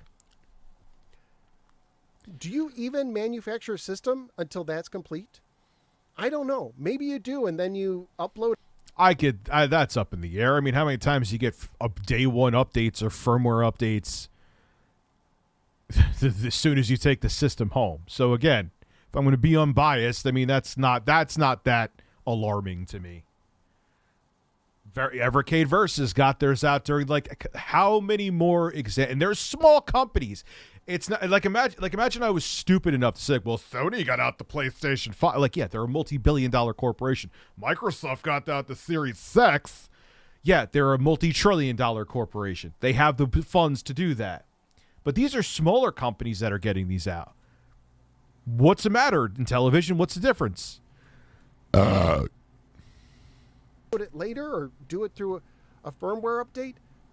But I would think if I was running a company, the system doesn't get manufactured until it's this stuff, the firmware and OS is complete, because you want to put that in the completed system. When a system comes off the line, you want to be able to test it. And they talk about how they do want to do NFTs. I know that's been. Well, Steam Deck is backed by Valve, which is also a multi-billion-dollar corporation. That's not a small. They have purchasing power. You know, they wouldn't be a good example. And that's been kind of a thing. They say that they have 50 games in development. By the way, that could just mean that they have an idea for 50 games, not that they have programmers actively programming those games. Yeah, they do not have 50 games being worked on actively. Again, assumption, maybe they do. With approximately 15 games planned for launch, including 6 games that are included with the system. So that's 9 additional games. There was 8 physical editions, so you could do the 8 games and 1 other, maybe. I don't know. But I do know that there was confusion because recently we've heard people say, Tommy said that they will have 20 games at launch, and this document says it's going to be 15 games. All right, so let's see. They talk about their $5 million pre-orders. And their initial pre-orders of 26,000 units, which was $100 deposit. Jesus Christ, $299 for this fucking. What am I thinking? And the video will probably get like 20,000 views too. Like no one cares about it. Maybe a lot of people don't care about this, and they're like, all right, you finally got one, Rich. Now maybe I'll be surprised and the video will get, but I don't like, this ain't no Soldier game. Like, no one cares about this thing. Deposit, which, by the way, that's $260,000 they have in deposits just from the Founders Editions if they still have them all. They need that money. If they go under, those people might never see that money. They might never see and that. he is right. Again, I'm going to ride this out until the final hour. If I lose the 100, I lose the 100. So be it. But if this was like something you're psyched about and you're on a budget and you don't, I would get my money out and put it back in the bank. I would. What's your take on the trucker protest? It's fucking bullshit. And my rights. And then you have people who are like going deaf and can't even sleep at night because they're honking like assholes. I don't know, man. I don't even want to get into fucking politics that much because I'm already exhausted from just life in general. Money. So let's keep going on. Here you can see Tommy Tallarico, if you're interested, what some of the people make. Chief Creative Officer, provides creative direction for the company with particular focus on game development, user experience. 20 monetary, 81,000 annual equity, 514 stock options, or 514,000 shares. He gets paid about $100,000 annually. I'm sure that's before taxes. I mean, again, it's his company. He doesn't. Currently making $81,000. He was hoping his payout was going to be when Ellen DeGeneres was shoving Amico's up the audience's ass. He last year $96,000. Could you imagine? Let's see what some of the other people. Nick Richards makes $81,000, same as Tommy. Some of these people, they're kind of in name only. They only work 15 minutes a week in their role, so they just so they could say that, like, I'm sure a lot of these are industry veterans, and he calls in once a month to say hello. Oh, he's on the advisory board, but technically it's true. So then they can make these sizzler reels, which they have already done, with, oh, this person's work for Nintendo and this person's work for, which some of them I'm sure actually work there, but I'm sure some of them are just like, it's just they're like, all right, they call in once a month and they cut them like a little bit of a check where they could say they work there, so they could go around with their fucking trailers and say they have all these industry vets that are there, like advisors or whatever. They don't really do much. We'll get to this guy, this Sudesh guy, in a minute. Phil Adam. Making $37,000, 2021 $105,000, and they have like stock options in some of these as well. So that's what some of the people are making. John Alvarado, one of the big money guys, making I don't know if we'll do it after this. $74,000 right now. They really need him to finish the system. Rob Johnson, because we still have Pat and Ian's video. So they're just sharing some of the various expenses they have in payroll. So here we talk about the risks. And I know they have, like I said before, they have to say this during an SEC filing. Fine, but we're not done. It continues. Just wait to get interesting. By the way, I don't know if it said if I'm going to go over, but they're trying to raise $10 million total. $5 million from here, $5 million from other outside investors. Even if the maximum amount is raised, the company is likely to need additional funds in order to grow. If it cannot raise those funds for whatever reasons, it may not survive. So there's a chance that this company, they admit, and they have to legally, that it may not survive. We may never have an operational product or service. They might never have an operational product. And I know they're going to say, but we have to say that. Fine. But wait, there's more. Skip ahead to page 23. But that's the truth. there may never be a product. I don't know why this was put in here twice. I'm guessing it was just a copy and paste error. Dispute a prepayment for electronic components at risk of partial or complete loss. Intellivision paid $1.35 million in prepayments for electronic components to ARC Electronics due to contract dispute. The disposition of those funds are potentially at risk and may not be recoverable as cash or components. So they may have lost $1 million in this deal. Can someone lose $1 million to me? How the fuck does that happen? I'm sure that's crazy. Yeah. Our auditor has a going concern opinion on our financial statements, which means that the auditor is not sure if we will be able to succeed as a business without additional financing. Well, yeah, no shit. I don't need to have a business degree or a degree in finance to realize that. Their auditor says, I looked at this, it may not happen. Which, of course, is true for a lot of businesses, but you look at these numbers and it's based. That's the thing. Now, again, I know the argument is, and that was just said in Retro Bros video, that they have to say this in it, but wait till you see the books. We go into the books too. Basically, debt or just bad. Let's see. We have significant debt. I think later on. We have significant debt and may not be able to generate sufficient cash to service all of our debt and satisfy our other liquidity requirements. We have an aggregate of $3,124,669 in outstanding loans from our board members, of which $803,753 bear interest at a 10% per annum. 10%. That is, dude, that's like, yo, we know you're not, we want a return on our loan. You ain't going anywhere with this thing, Chief. 10%. In which you have no specified maturity date and an aggregate of $1.614 million in outstanding subordinate convertible promissory notes bearing interest at a rate of 5% per annum, which had matured between December 22nd and December 20. We are also, hold on. We'll see that the debt is really, really, it's really bad. I mean, for at least in my opinion, I'll see you, Cosmic. Bad. Let's see what is there was something on this page I wanted to go over. This is the amount raised in this offering may include investment from company insiders or immediate family. A lot of people in the company have loaned money to keep this company going, and that's kind of weird. It's like there's a saying like you shouldn't loan money to family. You shouldn't loan money to anybody because no. If you loan money to somebody, just take it as a loss.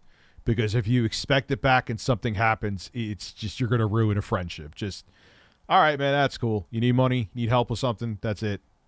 No carrot on a stick. It makes Thanksgiving weird or something like that. They're borrowing money from themselves. So you could see right here that Tommy Tallarico owns 28%, 29%. Yeah, he's not a majority of the stock. Steve Rooney, 23%. Together they own over half the company.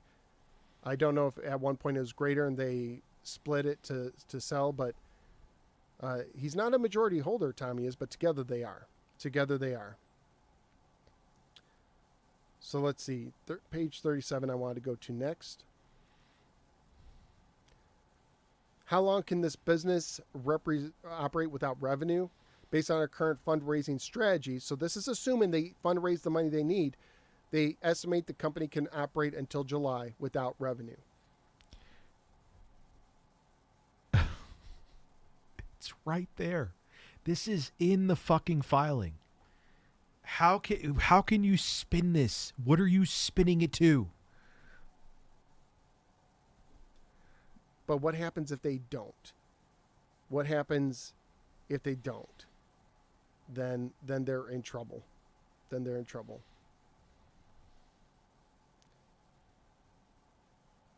see.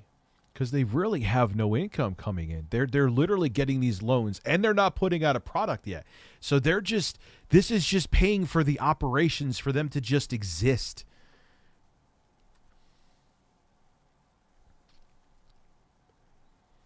currently the They're saying it could be anywhere from 250 to 350. I'm not. That wasn't a miss. That isn't. I didn't misspoke. Whatever. It could be more than a Series S for this thing with a. My Christ. Off topic, but I got a Series S. All access is good enough for my casual just gaming. Just trying to get used to using a controller. Crossfire X is pretty good. Okay. And dude, yeah, it's perfect for that. If you were gonna sign up to Xbox Game Pass anyway, it was fine. Xbox Series S is a fucking great system, man. company has multiple active fundraising initiatives, Start Engine being one. We are currently engaged with no crowdfunding, right? I know I can't repeat that. He used to say that that was his thing. He used to flex that. We don't have crowdfunding. We have investors and we have this, and they're having people sucking dick for $1 on the street corner to get $1 to put into the company. the credit investors of up to $5 million in common stock at the same share price. We have already raised $1.6 million. In addition, we're in discussion with a strategic distribution partner to receive prepayments. The total target raise for this round is $5 million. If the funds for the campaign are the funds for the campaign necessary to the viability. Funds from the Start Engine campaign are very important to them. Let me see. We'll go down here. This is it. This is the big one. How long will you be able to operate company if you raise the minimum? The minimum amount of the Start Engine offering is $10,000. Limiting the offering would likely be only the case of raising funds, yada, yada, yada. If no other source of capital are raised, and if only the minimal is raised as the part of this CF offering, the company would only have operating cash for 1 or 2 months. Jesus. That's the dagger. I'm surprised that's actually that long. 10,000 would get them to 1 to 2 months. And remember, this was written. Like, what are they paying, like, the developers there? $5 an hour? What the fuck? 3 weeks ago. That means that if you say a month is 4 weeks, so 2 months is 8 weeks, that means they have about 5 weeks of operating cash left, unless they've gotten other investors. And they may have. And they're trying to. But right now, unless you hear otherwise, it's not good. They're trying to get $100 million line of credit for manufacturing. They haven't got it yet. Oh, that's so disastrous. It's so disastrous. But they're you know you're not going to sell $100 million worth of these fucking things, man. Trying to get that. And just about done. Here's all their debts. 1.6 million, 1.9 millions, board loan, 2 board members. Jesus. 4 10% interest rate on that one. $100,000. Sudesh, this guy, check this out. Yeah, he doesn't have an interest rate. For the company's agreement to repay the principal amount of $202,000 in loans, no interest is accruing on the loan. The company agreed to pay the fees and costs on or before December 31st, 2021, and to pay $100 for each Intellivision Amico sold by the company until the balance of $675,000 is paid in full. They are desperate for money. That is predatory, and they still took it.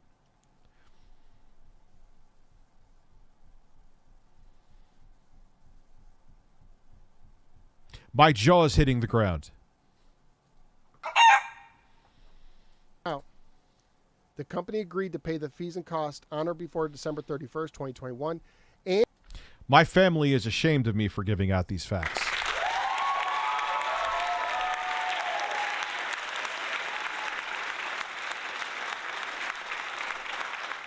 And to pay $100 for each. And that is fucking insane. Television. That's part of the reason. What? Because they were hemorrhaging money.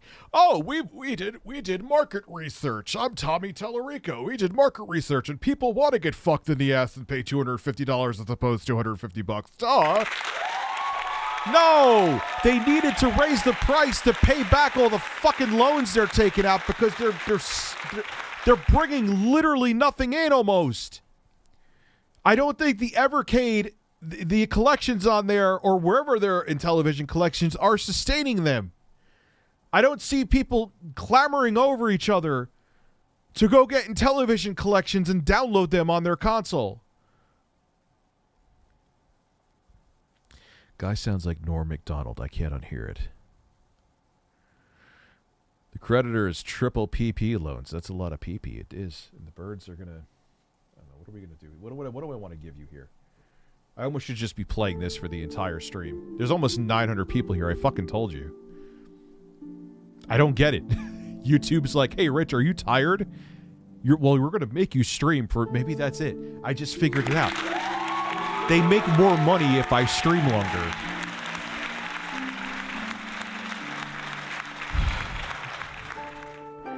I broke the code.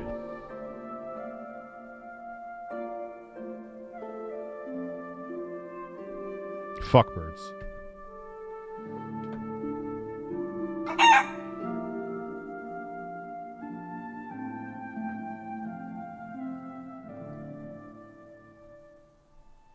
Amico sold by the company until the balance of $675,000 is paid.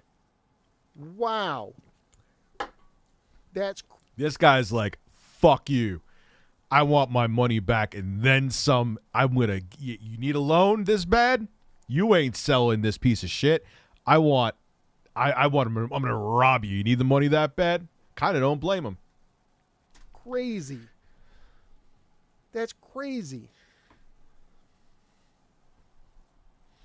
Until they sell that many systems to pay $100 a pop. Fuck birds. Every system. Juan Garcia gets $100, and that's on top of what they're going to owe Finn. I mean, it kind of makes sense. I mean, it's literally speculation. I just pulled out of my ass now, but like YouTube's like, why are we going to make people? We want people to stream longer. It's in our best financial interest if they do. I don't really make anything off of ad revenue, but I'm sure if I'm on here longer, it benefits them financially in some way. Big. And other investors. I don't care. I wanted to stream all this shit anyway. This got me, that now, especially because everyone like here, this is all irrefutable, and you're going to say that I'm a hater and a bully and this and that. Fuck you. Get off your soapbox and come back down to reality, Chief.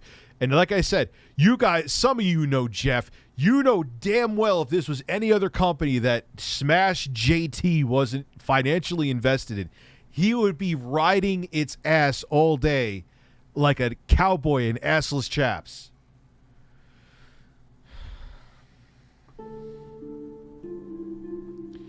Assless chaps. Bird. You're a bird and you lay some turds. You're a bird. You lay turds. All right, I'm done with this song. How much would you have paid for all the... I'm not, because it would just turn into a pissing match. I invited the quartering because I would just love him see to defend the shit that he got caught. Why do you think he's so silent about all that? But anyway, I don't feel like talking about the beard inning again. In television stuff, all their IPs, because they purchased... Smash JT he's not dumb, but he's in love with himself, Tipster.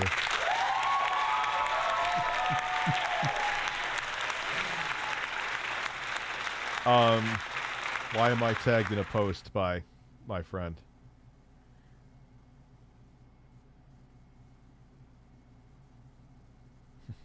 It for a sum of $150,000 to Blue Sky Rangers. Oh. That's incredible, man. Yeah, Tipster, there was another Amico fanboy here before. When I start bringing out the numbers and the facts and the loans and all the other shit, they just disappear.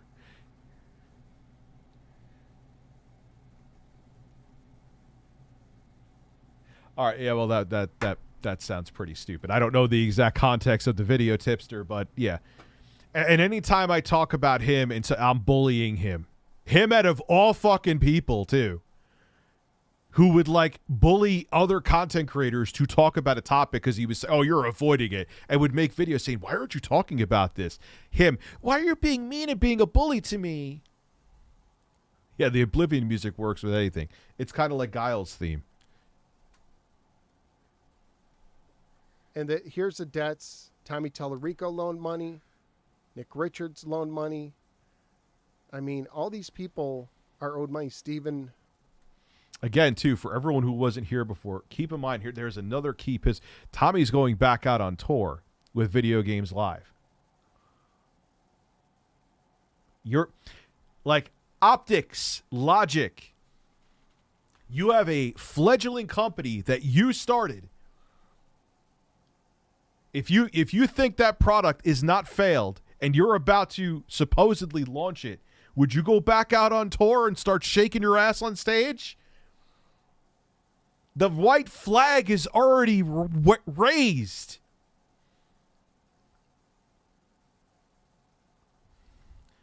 So at the end of the day, does Tommy take the hit or will it be a scapegoat like the other? Well, dude, I know he's a multi-millionaire, so if he put in whatever, he's fine. And dude, I'm sure he probably makes like 50 to 100,000 at least per one of his Video Games Live shows. It's over, dude.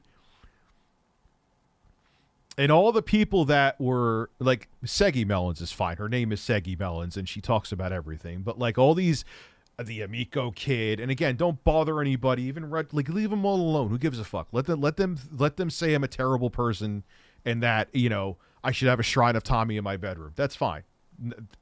Saggy Melons is not included in that. I can't say her name without feeling strange. Which I guess is the point. But yeah, it's over without it being over. And here at best is what's going to happen is that they'll deliver a handful of these systems, Freudian slip maybe. We have Khalid thank you for becoming a new member. And then they'll be like, ha, haters, we told you, we delivered the console successfully. Really? Like 50 fucking people. I know I keep changing the number to low numbers, but 50 fucking people have it. That's not a successful launch. The Ouya sold 200,000, which actually I think is a miracle in and of itself too. Who will pay the consequence? Companies fail all the time and people don't pay consequences, man. It's corporate America. Roni loaned money. These are all their debts. And so, let me go to page, let me see, where is it at? I'm glad he made this because, you know, if I just showed Pat and Ian, people would be like, oh, just haters. Like, this is the most, like, down-to-earth. Pacing could be a little bit quicker, but I'm long in the tooth. I don't shut the fuck up sometimes, too, in case you haven't noticed. Oh, dear God, Mr. Awesome. You want to blind everybody? 3 large naked men at once? Or shirtless men? We can't be naked. It's a family-friendly stream, of course. Where they go over their debts.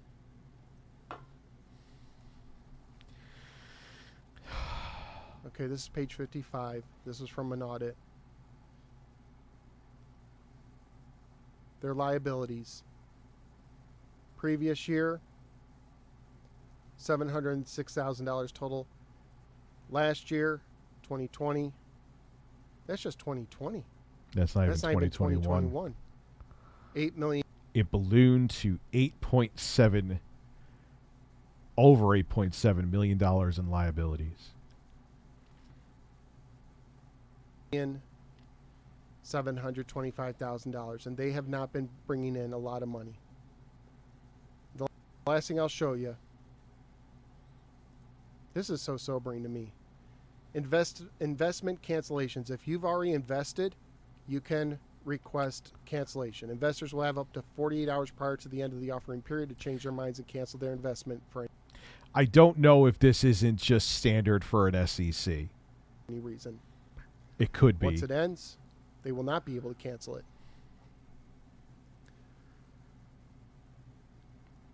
There's a chance. Let's go back up here. Let's see if there's been any change since I started recording this. It's at like 50,000 now, someone said. There's a chance that this number could go down. What these numbers tell me, and I'll let you decipher for yourself, but what they tell me is that this company is on the verge of bankruptcy if they don't get money right away. They need money. That's why I'm telling people, if it was me, I wouldn't invest. This is a terrible site to invest in, according to the Better Business Bureau. If you have a pre-order, if a company goes bankrupt, Tommy will be selling these in StockX for like, I'm sure if there's any that actually finally hit the wild, they're going to be collector's items. Pre-orders are usually the last thing to get paid back. I hope that if they were going to go bankrupt, they would do the right thing, and before it, they would refund all the pre-orders. There's no guarantees, though. Yeah, there's no guarantees. I mean, if a few Founders Editions get out and that's it, yeah, they could be valuable in the future. They could be a nice collectible and a piece of video game history, but there's a chance not one will leave the line because the line hasn't started. And I believe that they've known this. It does look like when a they were baby telling monitor. people, hey, we'll try it by Christmas. Hey, Q1, we're going to give a shipping date soon. I don't think you get that shipping date until you learn about this. Until a big announcement happens, either they actually start manufacturing or they announce that the dream's coming to an end. This might be my last dedicated Amico video. I would not be surprised if in a couple months we hear that they're closing the door. Yeah, but they don't have the capital to do it. They may make like maybe they'll make like a Sega Dreamcast mini, but in terms of a viable console where third-party developers, and they would be developing games, they don't have the money to do the R&D and to promote it and to push it out there and do a international release. No way. They are not in a financial position. Sega still is nowhere near what they were. Doors. I don't wish it on them, and I don't want to see the Intellivision property end up on the auction block and some company that doesn't really care much about the games but just wants to license it out here and there buys it. I don't want to see that happen. I don't want to see my friends who put money down for a pre-order never get their system, maybe lose their money. I don't want to see that happen. I don't want to Oh, I was already thinking that's a very good point, CK. You know that people like me and Pat and Ian and maybe even this guy, the No Swear Gamer. I'm sorry, I don't mean to just call him this guy. It'll be like, all the fudge you put out there about it. Fuck off. Has nothing to do with the FUD. If there was actually a viable product here and we were just being critical, it would still do okay. You know that's going to happen. Two things will happen. It'll always be deflected. If they ship 1,000 of them, they'll be like, we shipped it, haha. That still failed, but they'll be like, we shipped it, so you were wrong.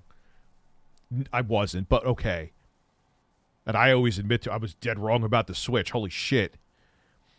But, and then if it doesn't ship at all, which there's that chance of that too, it'll be our faults that it doesn't ship.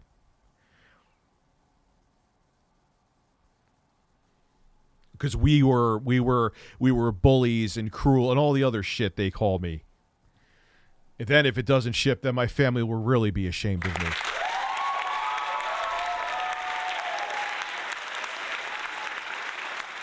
Polymega. Oh, Polymega was under a ton of scrutiny, Tipster. That's a really good point. That's another one. And the thing is, but why do you go so hard after Tommy? Because no other CEO acts like Tommy does. If Mark Cerny was sliding in my DM saying, Rich, you need to seek help. You're a really phony, terrible person. I would be talking the same way about him. But he shockingly doesn't do that. I don't think Sony would keep him around if he was acting like Tommy Tallarico. He would be a fucking liability. I have to piss.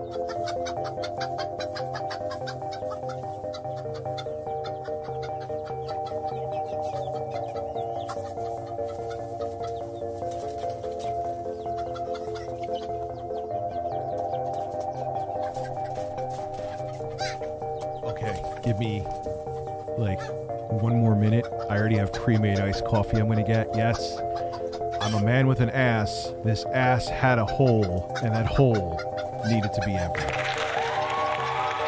I'll be back in like literally a minute.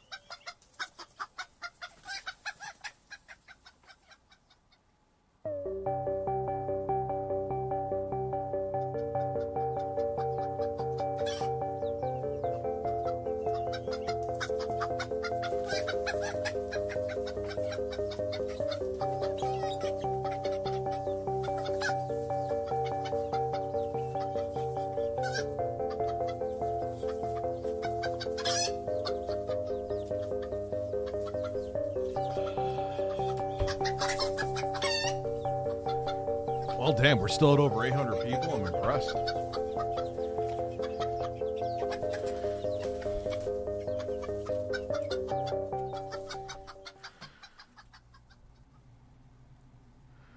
Birds.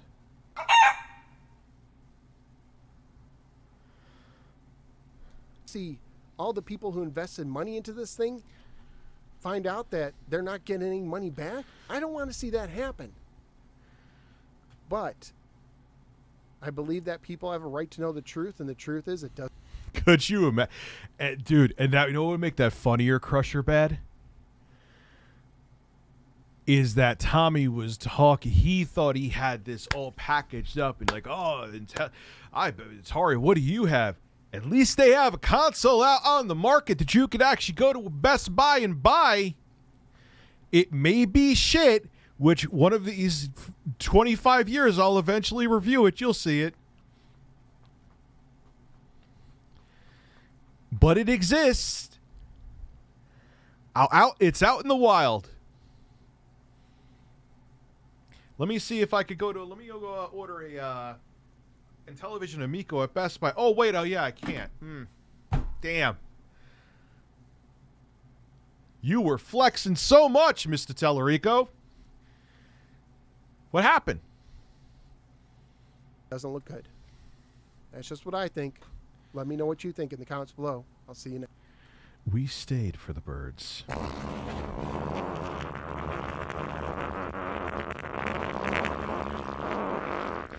And by the way, Destiny, if you want to know, that is a real fart from a real man's ass. And it's not mine. It's intro, guys. That is a true alpha male. Any man that could release something like that from his rectum and sustain it, and that's a real fart. When you look up alpha male, you see his beard in there. Copyright 2022. Okay. Good thing I got my coffee, because now we are moving on to no, wait, where is... Oh, I gotta find CU Podcast. And I'm sure... there we go. What do you guys get? Just when you think the news of Tommy Tallarico being ousted as CEO was not enough, the fact that he's going back to... Actually, from what I've heard, Seggy Melons, that fart was not wet. That is a statement I never thought I would make. Seggy Melons, the fart is not wet. I never thought in my life I would say that, but here I am in a stream doing it.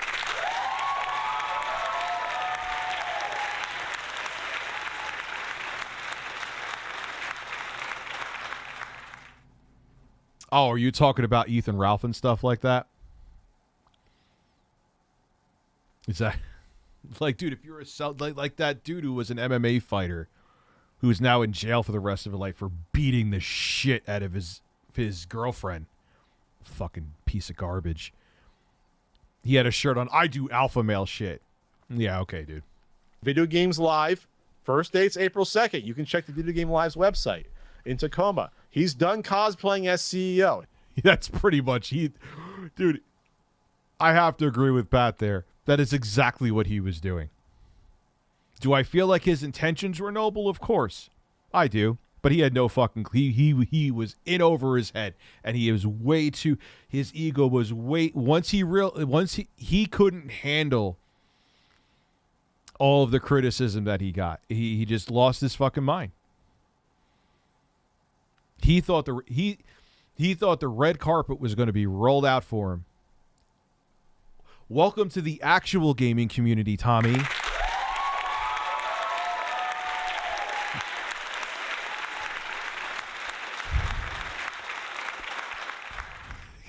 He's about to get to that point. If this doesn't ship, he'll be going around shirtless to everyone's house, selling Amicos, and he'll do rants in between. Pro tip: anyone who refers to himself as an alpha male is not. Yes, that is so fucking true. Like, I'm an alpha male. No, you're not, and you're insecure about the size of your dick. Just all you have to do is be like me and admit that you have a small dick. The birds can confirm. Ian would say his vision board is not becoming a reality at this point. Nope. In the midst of all that, we had a fourth crowdfunding campaign. The fourth crowdfunding campaign went live on Monday. Oh, look, we should check out this piece of shit stream. 7th. Let's make it full screen. Engine. It went live. Remember, D+ rating on the Better Business Bureau. Mr. Wonderful, you are not that wonderful. Live, Ian. There's a lot to unpack with this. They're asking for $5 million from investors. We are a day into this. They're at 25 investors. And I want to see the fucking start engine. The search thing is not. That's already a red flag. I'm searching for, and I have searched before and found it the other day. The campaign. Live. Go to live.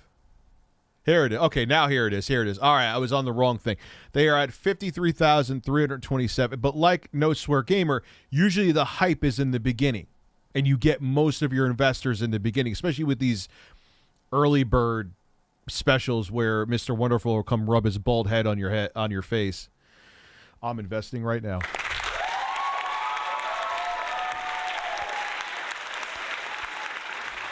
Like,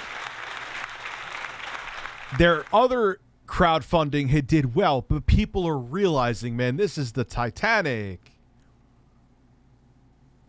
Wii U video date? Soon.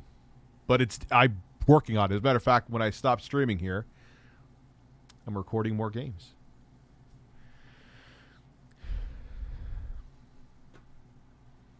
And 32,000 from Poor Souls, which we'll get into. And this campaign is obviously ridiculous to have a fourth crowdfunding campaign while you also have pre-orders and you have people that give you $100.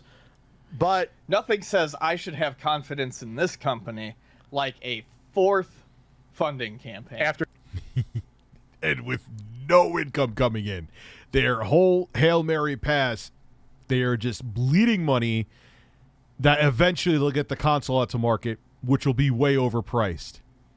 People will be banging down the doors. There will be Amicos in every store this holiday season. Black Friday sales, fire fucking sales for the Amico. Tommy Tallarico will be greeting you at a Walmart. Come on in.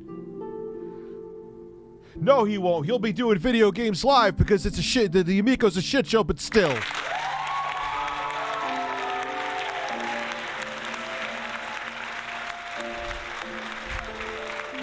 All the kids are going to be playing cornhole this holiday season, bird. Cornhole.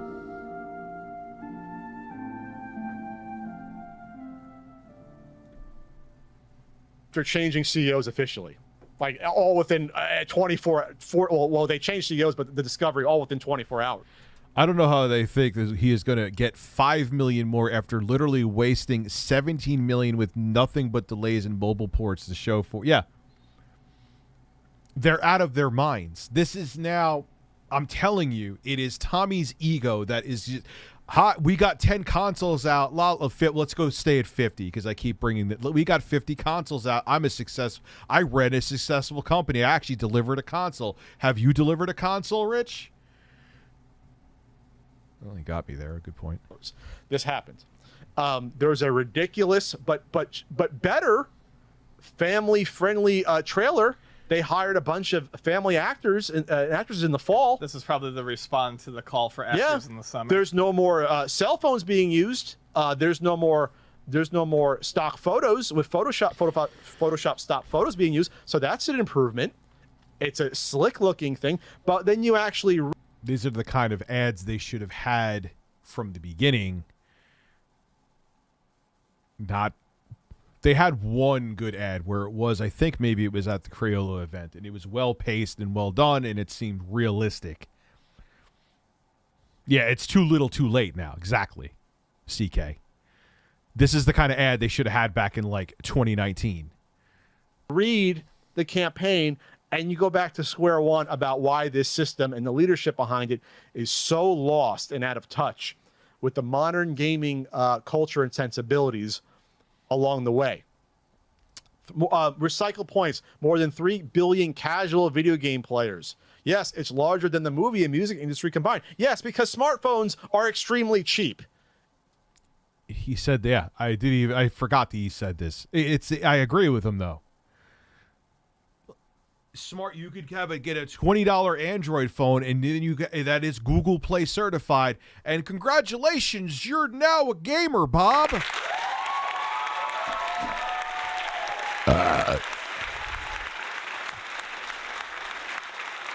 You're overestimating your market. And that market doesn't give a fuck about. They don't really game. They're just like, oh look, Angry Birds. They just, oh look, Candy Crush, crush my ass. And then they move on and just do whatever the fuck else they're doing. They don't want an Amico. They barely want their phone. Even in like non-first world nations, you can get a cheap smartphone at this point. Yes. Anyone can get a smartphone. And the games mostly are free. Those are your 3 billion people. They're playing free games. They're not spending $10, $20 each on games. They are playing free games. Yep. They talk about the hardcore gamers thing. There's only 227 million, 3.1 billion players. They mean smartphone users, basically. That's what they mean. The Amico reminds me of the e-Bible in Q. You're getting a bird.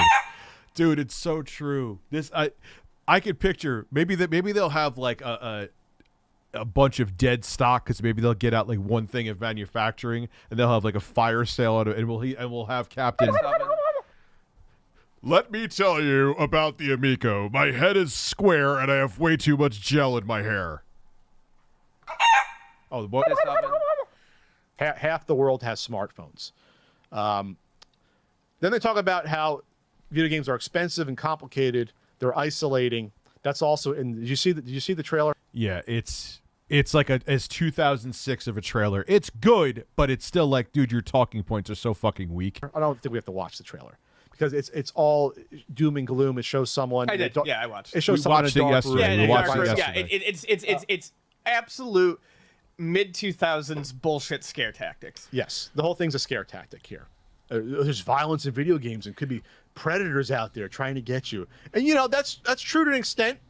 It is. I'm not saying it's not, but if that is the entire structure of your pitch to investors, you're not off on a good foot, especially when a video game console is sold by its games. Again, there is a ridiculous graphic here, Ian.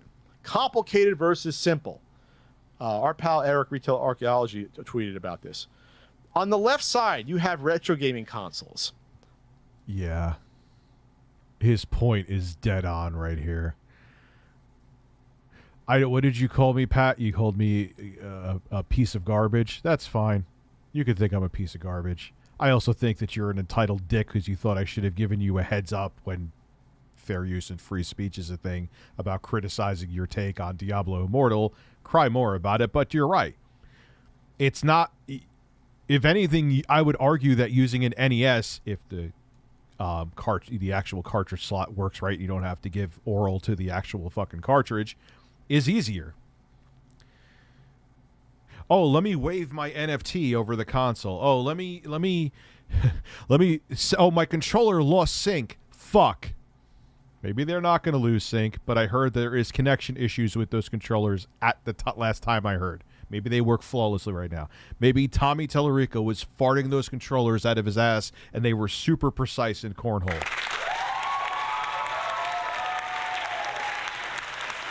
I'm going to Wooden's Throne. I want to play it. Like the NES, Genesis, the Advantage joystick, Xbox, the original Xbox, Nintendo 64, PlayStation. That's on the left side. That's what's denoted as complicated. On the right, simple. The Intellivision Amico is simple. And the only way they made that, like, they're just the visual. It's like, here's a lot of clutter and shit. Here's not. I get what they're doing with the marketing, but that's marketing for a grandma that may want to invest. Anyone who's like under the age of 55 who has even touched a gaming console knows, even if you're not really a gamer, you know that's a pile of shit. A console that you need the internet to get up and running. Birds. A console that the controllers are super overly complicated and over engineered. The fact that, as we've seen from demos and events, it takes minutes to get started in some of these games to get your proper loadout of your whatever, your fucking fish or your tank. There's three different controls. He said fucking fish.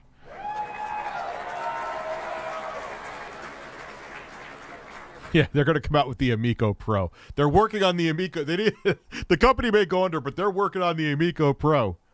Schemes, that is simple? Are you kidding me? Even for a pitch, that is insane.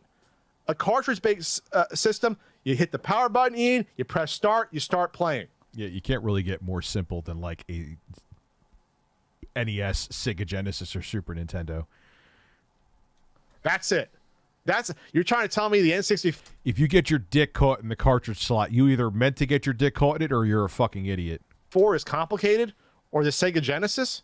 The only thing complicated about the NES is sometimes, you can't get the cartridges working because you have to blow in the pins. I mean, but in theory, it's not complicated. That's a joke.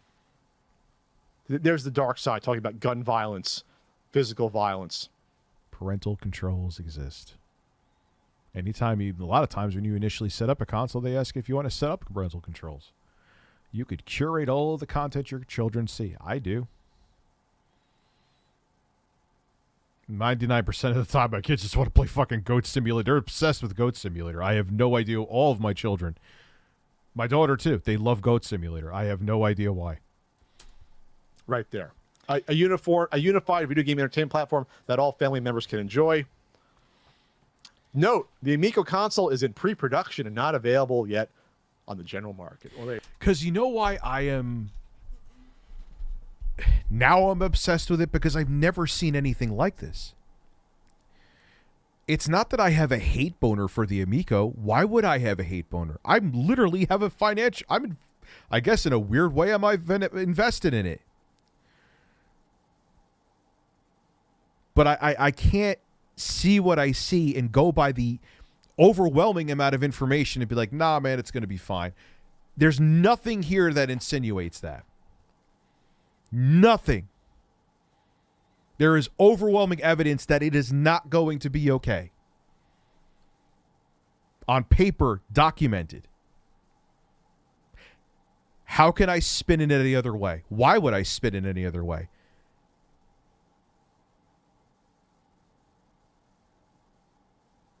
And we know it was so telling with Retro Bro, and I showed the tweet before, is you betrayed your friend. Because that's the thing. They see Tommy as a friend. And that was done by design.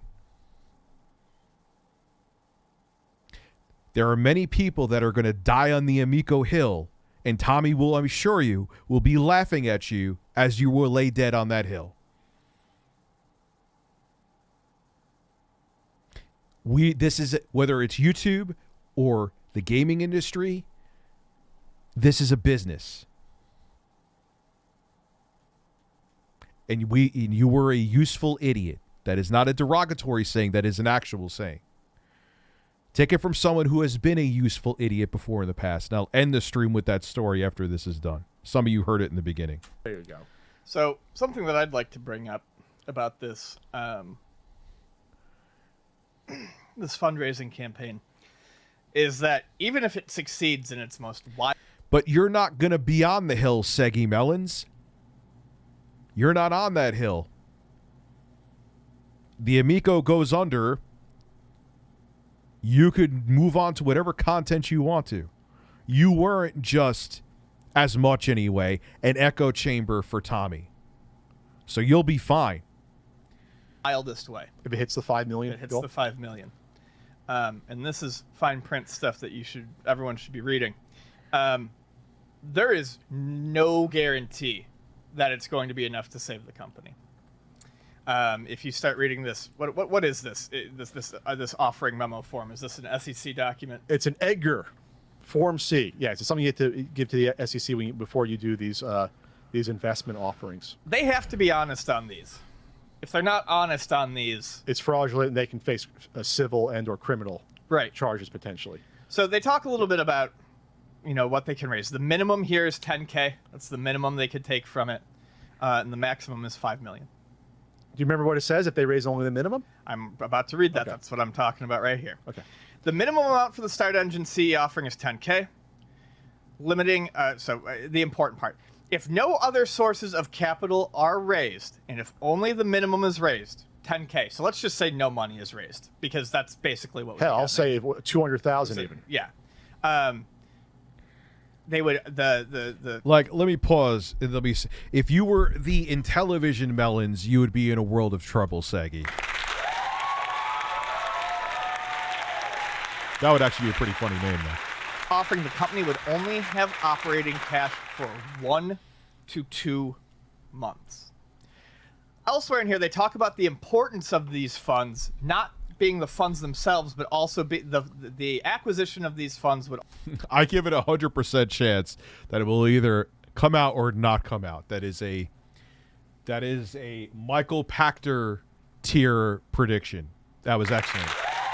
Do you think I'm on the fucking phone?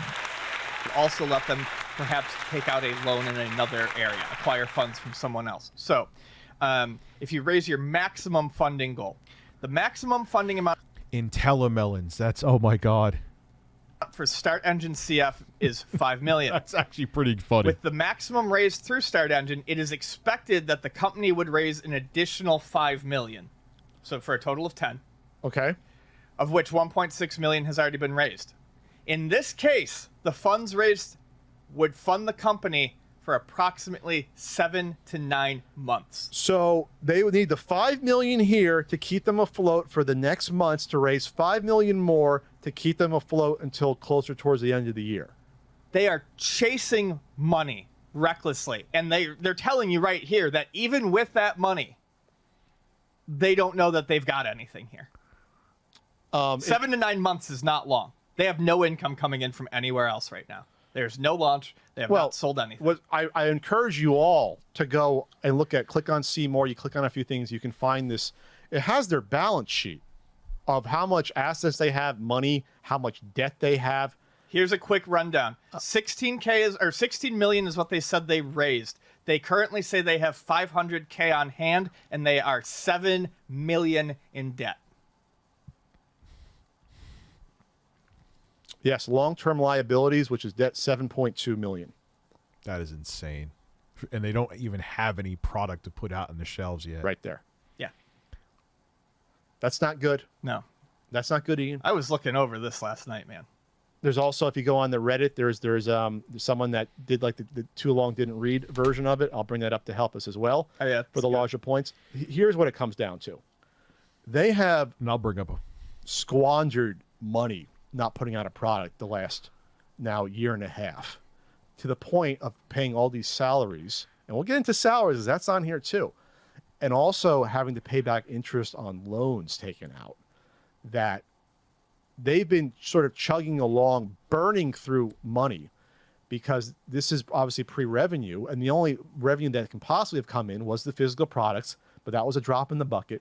From what we know they probably sold, it wasn't a lot of money that they got. It was like nothing. You know what's funny to now, is I have no reason to have a hate boner for the Amico at all. If anything, I think people would be like, hey, if I genuinely thought there was something promising there, and the promising videos about a lot of the Amico? What's even in television? Like, a lot of people don't know what the fucking television is. It wasn't like it was as successful as the VCS, the original Atari 2600.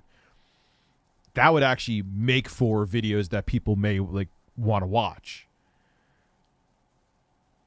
This thing out of nowhere actually seems like it has potential, but it doesn't.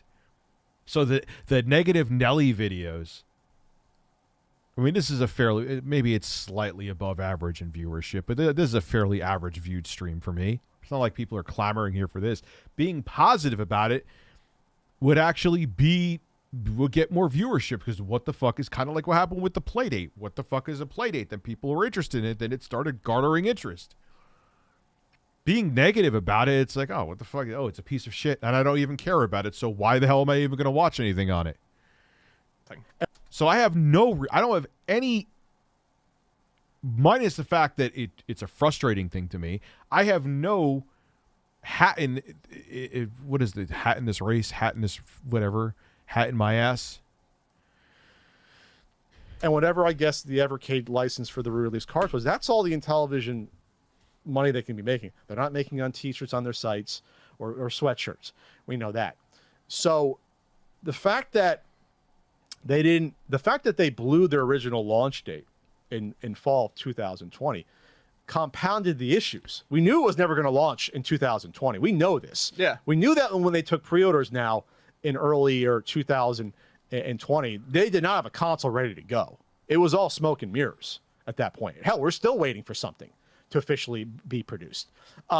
So it compounded it because they still needed the capital to get the people, get the firmware engineers, get the firmware devs, get money for more games. Because all the money, remember, most of these games is money paid up front to a lot of these devs, which is in this as well, the money given to these software folks. And so not coming out with the product compounds your issues, obviously. It puts you further into debt, further liability. You got to keep the lights on, but you're not selling anything. Yes. That's exactly it. People got to be paid. They aren't going there to be a fucking charity. But Ian, we need money to pay our employees and also to pay the board of directors who loan the company money, not invested, loans, as you see in this filing. How do you do that? Well, Ian, we need another round of crowdfunding. That's right. We need to go on Fig. Now we need to go on Republic the next year, which happened about a year ago. Wait a minute, a year later? Now we need to go on, I'm skipping Fundable. We're skipping Fundable, which there was... And then whatever the one is that Mr. Wonderful I keep, Start Engine. Nothing came out of Fundable. We don't know what Fundable did because it's behind the curtain. Now we got to do Fundable. And what was that? In sometime in 2021. Now we have to do Start Engine. They're just... Tyler Dotson says I pause too much.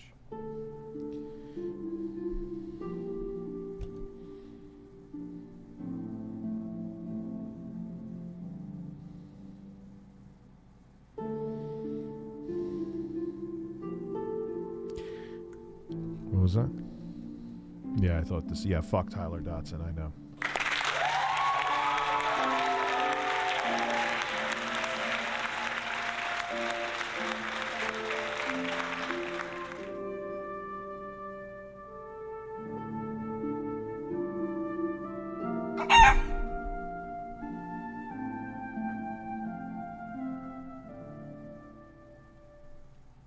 Jumping from platform to platform, searching for this capital to keep their company afloat. It looks so bad. I beg I want this to get around, because at this point I feel like with a fourth crowdfunding campaign, one that states that even if their maximum is reached, things look a little dicey. To me at this point there's no moral gray area left at all. This is purely predatory. Yeah. This is not going to succeed. Oh no, we're way past. Yeah, even they're saying the base price is $250. Now it could go up to $350. That was in the filing. That's not.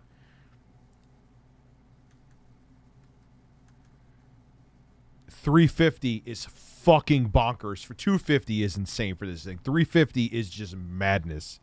Can I get? Of course, you could get a grandpa excited. You're getting grandpa excited.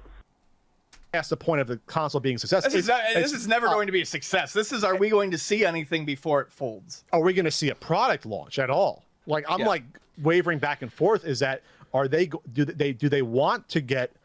By the way, there's. If the Amico in 1 year breaks, who's fixing it? Nobody. You're fucking stuck.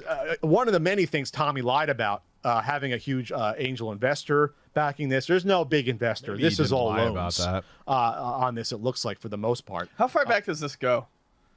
This filing? Yeah.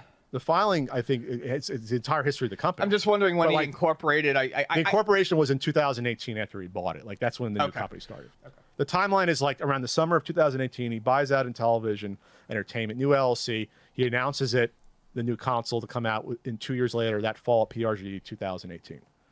And then all these loans Miko OLED start happening about a year later. What I see the angel investor thing being is he talked to someone, because we've been following Tommy for ever. It's like I know the guy. He talked to someone, they're like, yeah, Tommy, that sounds interesting. We'll talk later. And he said, I have an angel investor. Well, he might have. What this all points to, if you get into this filing, is that Smash JT is like, he has like his own batarang in the side where he has like, the Commissioner Gordon has like a a fucking lamp that has like a picture of my floppy titties that go up in the sky. Rich is talking about the Amico again. I must get in the hot tub and expose him.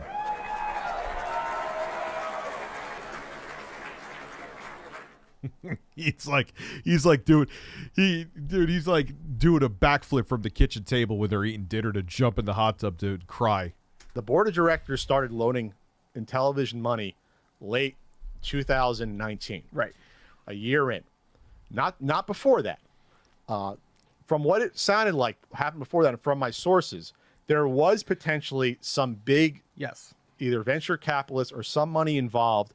They pulled out. That's what I heard. It happened in June 2019. They pulled out after showing it in the hotel room, which turned out, it sounds like an orange pie in a fucking shell that they showed to influencers and potential investors at E3 2019. They weren't on the floor. They had a private little whatever, suite or whatever.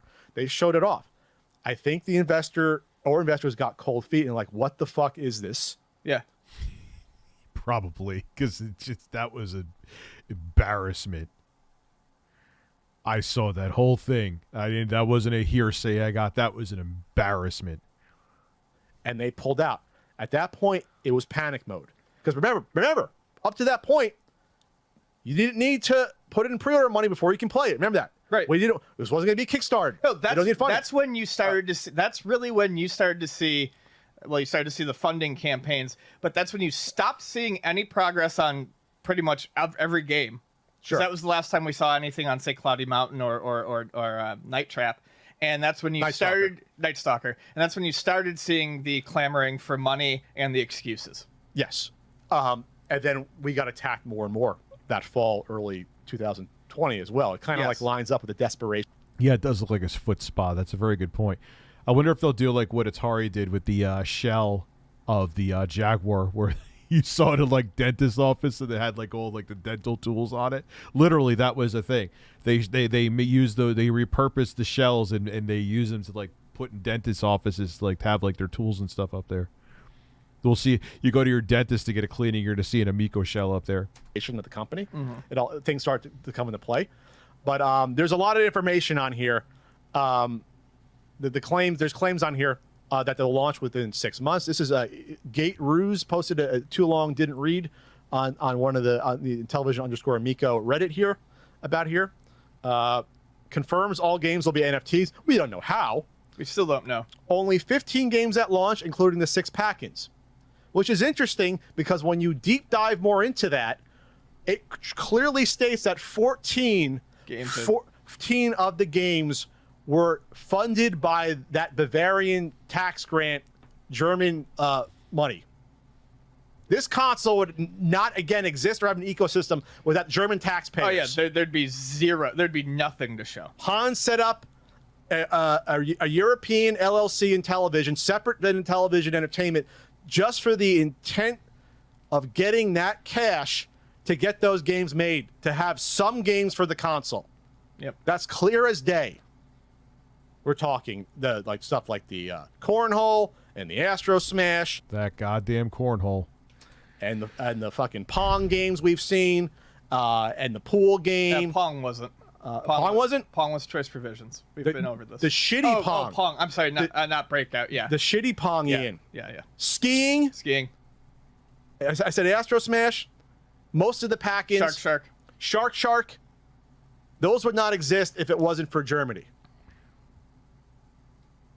The fact that oh my God, Gizmondo wasn't like the guy who was the CEO of that was really shady. Like, didn't he like wreck a car and was all coked up and shit? It's all laid out in this document. No, he didn't do anything illegal, but he mismanaged the company. But I don't think Tommy's going to be in any legal trouble. I almost guarantee it. Not fibbing. This is all. He shouldn't have stayed.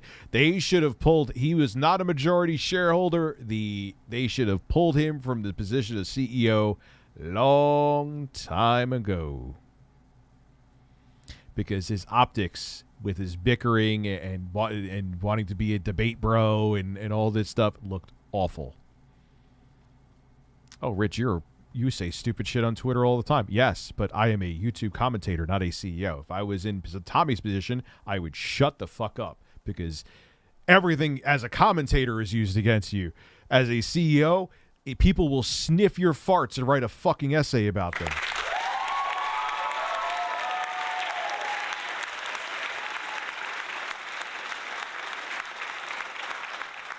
I drank a whole case of seltzer. Before I pee in my basement, I go pee again because we have more of this adventure to go through.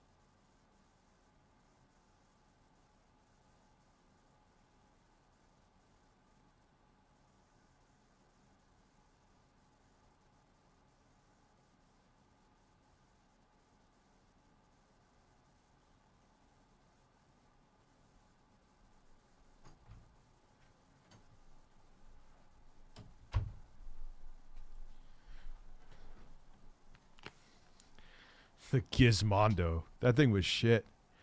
On the document. Yes. I emptied it entire. Oh, so there's one seltzer left. Sorry. Did I make coffee, I thought? Or did I not make coffee? Oh. I thought I made Here. coffee. Let's talk a little bit about... we'll talk about salaries? Yeah, we can talk about salaries, loans.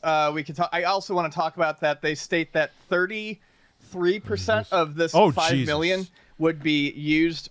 Google fish that fucking picture, man. For the... I'll get the quote. The back end. I'll get the exact quote. 32%? Was it 33? I thought it was 33, but maybe you're right, 32. So let Pat get the exact quote. But basically, if you need 33% of $5 million, you have not started on the Phantom was on par with like what was going to be current gen at the time, they claim that system firmware and gaming console operating system is 95% complete. That's their firmware claim. and operating system is not the back end. That's what they claim. It's not the internet. It's not the web store. Intellivision has not offered any NFTs as of today. Infrastructure has been put in place to offer in the future digital games tied to an NFT for the purpose of maintaining digital ownership rights. There it is. Doesn't exist right now, but that's when they say every game's going to be an NFT. That's what it is right there. I think we're getting closer to, if this thing gets shipped, it's going to be games on a system sent out. I think we're getting closer and closer to this being a plug and play. How are they going to look at that and be like, we're really going to make this network just to ship everything out and have this fold in a year? If they raise their target's really 10 million. Remember, Ian said they need 5 million to get. You got to set up an infrastructure for this thing. Think about that. Where the fuck is that going to come from? And this is the place to get 5. Someone's Tommy Oyamuk. They need this 5 million to look like they're real enough to get 5 million from someone else. To get closer. This is how they're going to use it. Whatever. The platform star engine gets their cut, like 3.5%. From that. Okay. The research and the dev, whatever. Okay. Here's from the 5 million. Okay. 18% for marketing, 32% research and development. This is great.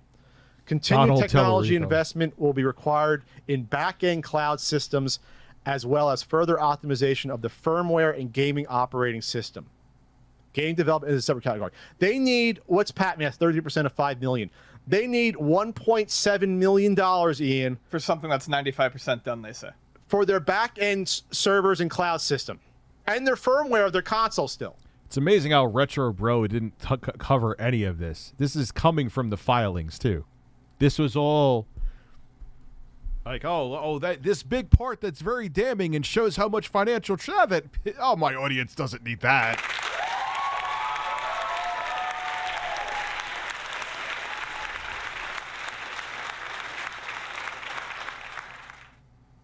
Are you fucking kidding me? And this was supposed to come out October 2020. Yeah, they had no infrastructure. How is it going to come out? And they were saying until like the 11th hour it was going to come out, too.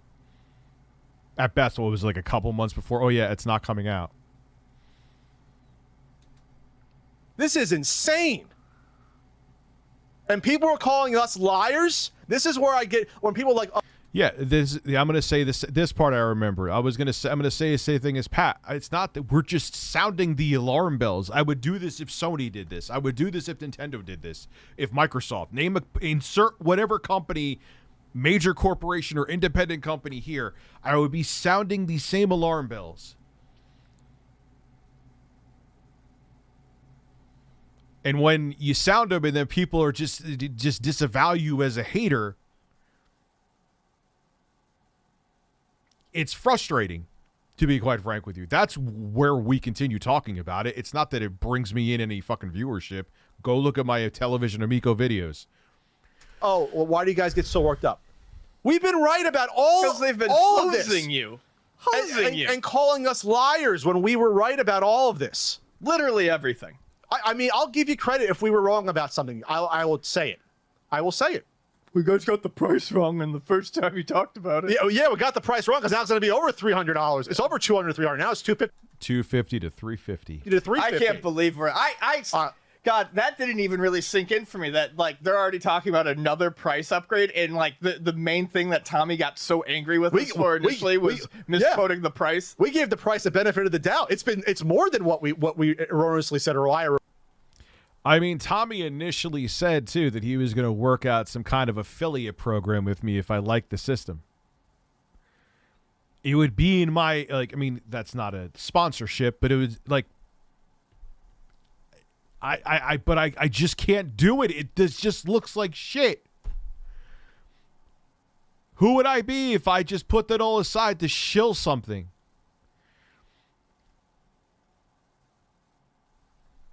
Erroneously said originally. 16% for game development, 6.5% post-launch. New games are expected to launch every 2 weeks. Now it's every 2 weeks there. Instead of every week. So that's a big thing. They need a third of the money. I mean, 32 gigabytes of storage for those fucking garbage-ass Flash games is probably a decent amount. $1.7 million for firmware and the cloud and the back end. That's nuts.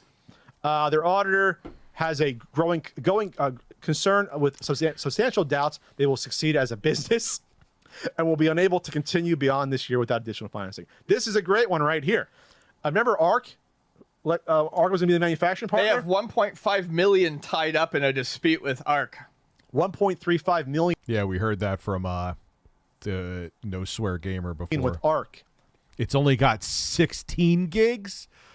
Oh, come on. Oh, come on.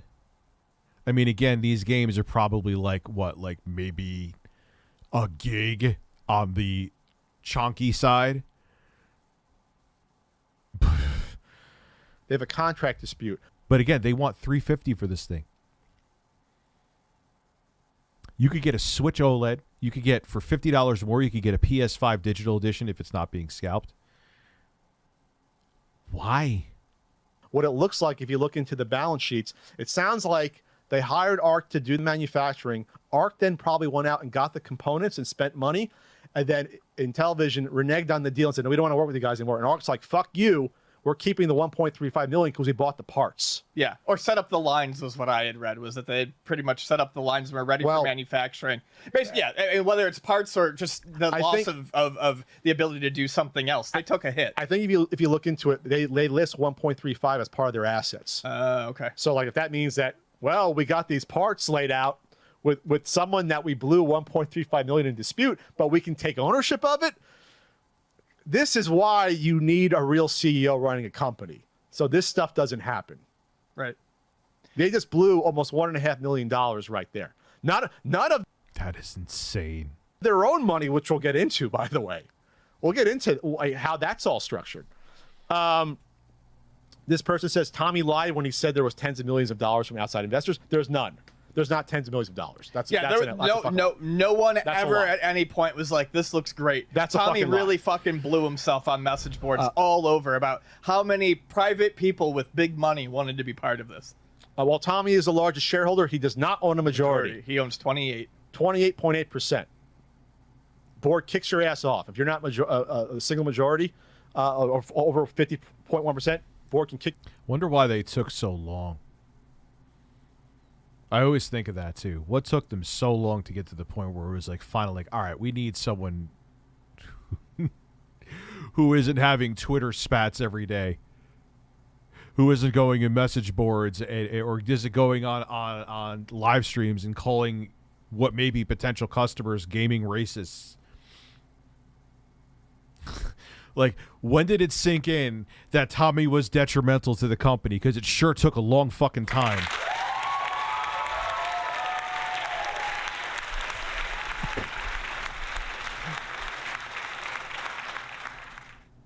Kick your ass off. They should have done it 2 years ago. Let's see what else. I feel like that's what it came down to. They were like, look, we can kick you off the board, or you can do what we're going to say. Sure. They have prepaid some components, and the board will offer a line of credit and hoping to get some lines of credit for manufacturing contracts currently being negotiated. They're trying to raise $10 million for venture capital firms. Guessing this is what the Delaware was about. So they restructured the LLC to be focused out of Delaware. We didn't really talk about that. It happened in the past month as well. Yeah. And from what I was reading, obviously there's less taxes on the company incorporating Delaware. Tommy, I remember early on, after the first time I had you on, I gave you advice. I left you a voice message on Facebook or whatever. And I told you that the internet and working on the internet and being a public figure on the internet is much different than the insulated legacy media that you were used to, like television when you did that show. I forgot the name of the show he was on with Victor Lucas. I can't think of it right now. But yeah, it's when you're on a television, you're like insulated. So like everything that gets to you is filtered through assistants or whatever. You don't know exactly here, like right now, someone could say, Rich, I think you're a fat, terrible, untalented piece of shit. Right now, and I would see it. When you worked on like TV, you didn't see that stuff. You were just like, oh, wow, everyone wants to suck my cock all the time. That's great. Just metaphorically. It doesn't matter who, male, female. I'm just saying. Like, you think like, oh, everything's great with me because you don't have that direct interaction.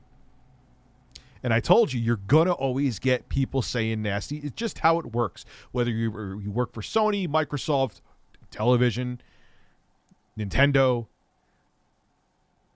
And I told you, just leave it be. Don't react to it. But you couldn't help yourself. How did it work out for you? And now, it's too late now. The brand is tied in. It is dovetailed in. I think it's called dovetailed. With Tommy. They can't unlink. Doesn't matter if he's chief horse officer. Delaware, it's also more legal protections in Delaware. Yes. That's how Delaware makes a lot of their state money, is being a safe haven for LLCs. That's what they do. That's like the big industry in Delaware is that, basically. Yeah, there's more. They have only 5,400 pre-orders. So that's $540,000 deferred revenue of $100 per That's pre-order. less. I thought they would be rounding up when they said 6,000, but that's not even rounding. That's rounding way up. You should be rounding down. So we were yelled at and said that this had more interest than Tommy on Twitter said. Wow, we have over 10,000 pre-orders. This is more than the Atari VCS. This is less than the Atari VCS. He also stated at one point that there was far more interest in the Amico than the Playdate. Oh, did he? Yes. Well, that's nuts. Yeah. Because we know the Playdate's done tens of thousands. We don't know the exact number, but we looked at my order number and it was in the 20,000s. Yep. So we know that. 5,400 pre-orders. I'm guessing that they had around 600 people say, I want my money back. That is probably going to kick up. Wasn't the whatever the 13,000 number, 5,400. That's a legal doc. Yeah, I wonder how many people are like, yo, I want my money back. I'm holding in there until I don't even care. Like, they could go bankrupt. I'll lose the 100. That's fine. But I wonder how many actual pre-orders are there. Like, fly-on-the-wall numbers where, like, they don't want you to see. Document. 5,400. Okay. So you ask yourselves, okay, Pat, how did they get to this point? How has this company stayed afloat, wasting all this money and being now a year and a half behind in a console that's still not finished? Before you talk about that, you should talk about, you didn't mention any of the CEO salaries. Oh, okay. I mean, we need to get into loans, but if we're not done talking about wasted money. All right. We're not done talking about wasted money. Tommy was paid $96,000 last year. He basically paid himself and Nick Richards, the CFO, $96,000. And before you say, hey, Pat, they should get paid, a lot of startups, the people running them, it's their blood, sweat, and tears. They don't pay themselves anything. Right. They realize this is a sacrifice to get the product out, and you're taking money from the company to help the company get to where it's supposed to get to actually earn profit by doing that. But they have other, and plus, someone like Nick, I think they were renting out his fucking warehouse or whatever. Right. At one point. So he's making money on that, too. So, making money. So the point is this. When you see this, these people that are in on this, the board, especially the CEO, CFO, they have almost no financial risk because they're paying themselves. And it turns out they did not invest in the company. They loaned Intellivision Entertainment, loaned them the money with interest, with bearing interest. And a lot of those loans have been paid back. That's what's so interesting about this structure. They don't have some giant investors helping them out, hoping to get a return. They are all structured, it looks like, for the most part, as loans with interest. Yep. Yeah, it's like if you take a loan out at a bank. So they're making money just from loaning the money. So the board of directors, they're putting in money, but they're at a minimal risk. They're going to get their money back with interest. You know why? Because of crowdfunding can help them do that. Yes, that's how they get the money back. They're getting their loans paid back through the money that you're giving. The money you're putting into this is not... anyone who still thinks that a successful, fruitful console launch is still coming out of this is absolutely insane. What you're paying is so that you're paying money so Tommy doesn't get in trouble with the people he has loans out on. They went from saying you will never have to pay or pre-order the console before you can play it to late 2019. If you look at it, these loans start coming in. Then what happens a few months later, Ian? Oh, we got the Founders Edition, early 2020. We got the Founders Edition. We need your money for that. Get your $300 to us. Put it in. You want to get the Founders. Then what happened right after that, Ian? First crowdfunding started. Yep. The first Fig crowdfunding started right after that. These loans started to get paid back pretty fucking early with minimal risk to that. I can't even call it an investment because they're not investments. Nope. Yeah, so I'm sure like people who put money in like Tommy and stuff like that, they're already good. You really they wouldn't put their most people in that position wouldn't put up their own money. It looks like they're straight up loans. Let's take a look at some of them. First, John Alvarado. How much is John Alvarado making for not shipping a system? He was paid, what was it, like $186,000 or something like that? That's right. Last year. That's right. I mean, I'm not saying John shouldn't be paid. I think we need to stop defending these people. But that's actually low for a CEO salary. I don't know what his stock options are, but no, I kind of agree with Pat on that. No, Ian, people got to get paid for their work. I'm sure there was work done behind. There may not be a product that may ever come to fruition, but I'm sure work was being done. I'm a filth. You're getting paid on the back of all these poor revenue investors that aren't going to see a fucking dime. Well, yeah, your money's not at risk. Your money's not at risk. These people These people that watch Neil Patel's sleazy backroom video or subscribe to the overpriced Tikatoir newsletter in Florida. Good fella Tim, thank you very much. And thank you for being a member 2 months too. And I'll fill you with chicken nuggets. Those are the people funding your salaries and getting the loan money to pay you back. A company can't pay back loans, Ian, if there's no fucking revenue coming in. Right.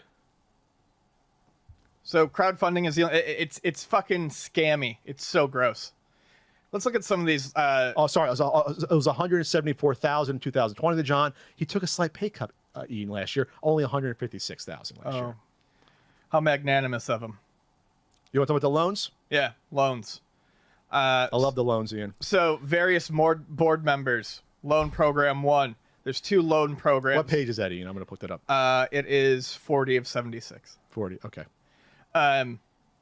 1,914,669. $1,914,669. Almost a $2 million loan with a 10% interest rate. Jesus Christ. Yep. Done by the Board Loan Program 1 between November 2019 and August 2021. So this is the first big, hey, we need a cash injection. But it was still going along the way. Right. 5 board members loaned the company an aggregate of $1,217,000. No maturity date for the loan. At the option of the lender and until December 31st, 2023, each dollar outstanding under the loan is convertible into warrant to purchase 2 shares of common stock, having an exercise price of 28 cents per share. 10% interest rate on a $2 million loan. Holy shit. Yeah, you're not investing at that point. That's a huge fucking loan. 10%. Then you get to the individual board members that are loaning things. And that's a lot of fucking, that's a high interest rate, man. That is a high interest rate. It's insane. Tommy loaned money at interest. So it's interesting when you can loan your own company. You loan your own company money, you take a salary as well, and you're getting interest on your loan. Yep. But you have no revenue. Ooh, that's weird. That's a good point that I didn't think of. So you're making money off the loan that you gave your own company, and you're getting a salary. Okay. You win. Yes. You win. Perfect. The money's got to come somewhere, Ian. Where does that money come from? Crowdfunding. It comes from, I'll tell you who it comes from. Well, it can also I'll tell you specifically one of the people it comes from. On Republic, the top comment. By the way, Phil, new CEO, no official press release I saw about the change of the guard. Nothing to the Republic investors. You unprofessional fucking sludge. So, yeah, and that's it. Look, no matter what the reasoning is, family issues or whatever, that like they know it looks bad that Tommy is no longer the CEO. Your asshole and lips have the same skin.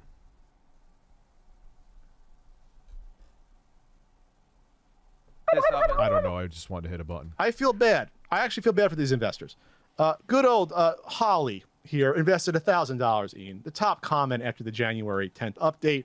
Holly with a little profile pic of her 2 cute little white little poodle-looking dogs. Seems that this has been taking too long. Something more than supply chain issues. I'm losing faith. Shouldn't be losing faith, Log. I do feel bad for these people. And you say, well, they should know the risk. These are people that are older. These are people that are... Yeah, they don't fully understand the complexities of the gaming industry. They just like, oh, Intellivision. I saw one of those covered in piss back in 1983. Looking at sleazy investment videos that have lies in them, like people like Jay Allard are still with the company when they're not. I've seen enough forensic files and shows like that of old people who get ripped off. I realize that there are definitely people in here that I feel something for. So Holly is the one, and people like Holly are paying these salaries. They're paying for like the fucking Intellivision Running Man fucking little statue that they got made that they're putting in their office, and is paying the interest on loans to the board members. Your gross egotistical bullshit. Yeah, these people aren't. You're not helping launch a console. You're paying back people's loans before this goes fucking tits up. Yeah, That's what's happened here. That, I mean, you look. That's it's all the here. important thing. That's what you're doing. Yeah, I agree. You are paying back loaned money that Tommy can't repay. And owed interest. This is interest that is owed by the company. Yes. If something happens, they are still legally own this money. These board members and all. Yeah, they're legally liable. It doesn't mean just because your company failed doesn't mean the loan goes away. It's like, I can't pay. I don't have my job anymore. Oh, Rich, you get to keep your car. They would repossess the fucking car. Officers. It's not how it works. Because they're loans. They're not investments. Yeah, it's a lot of math, but but this is how it works. Basically, what's happening is, like, Tommy loaned his own company a loan, but made interest off the loan. So he made money off just by loaning his own company money. That money that's getting paid back to him in interest is getting paid back through, like, these stupid partially getting paid back, at least, through these stupid fucking crowdfunding campaigns. So he's making money. Tommy almost guaranteed, at least from what we're seeing with this paperwork, allegedly has just made money by Intellivision existing and loaning it money with interest.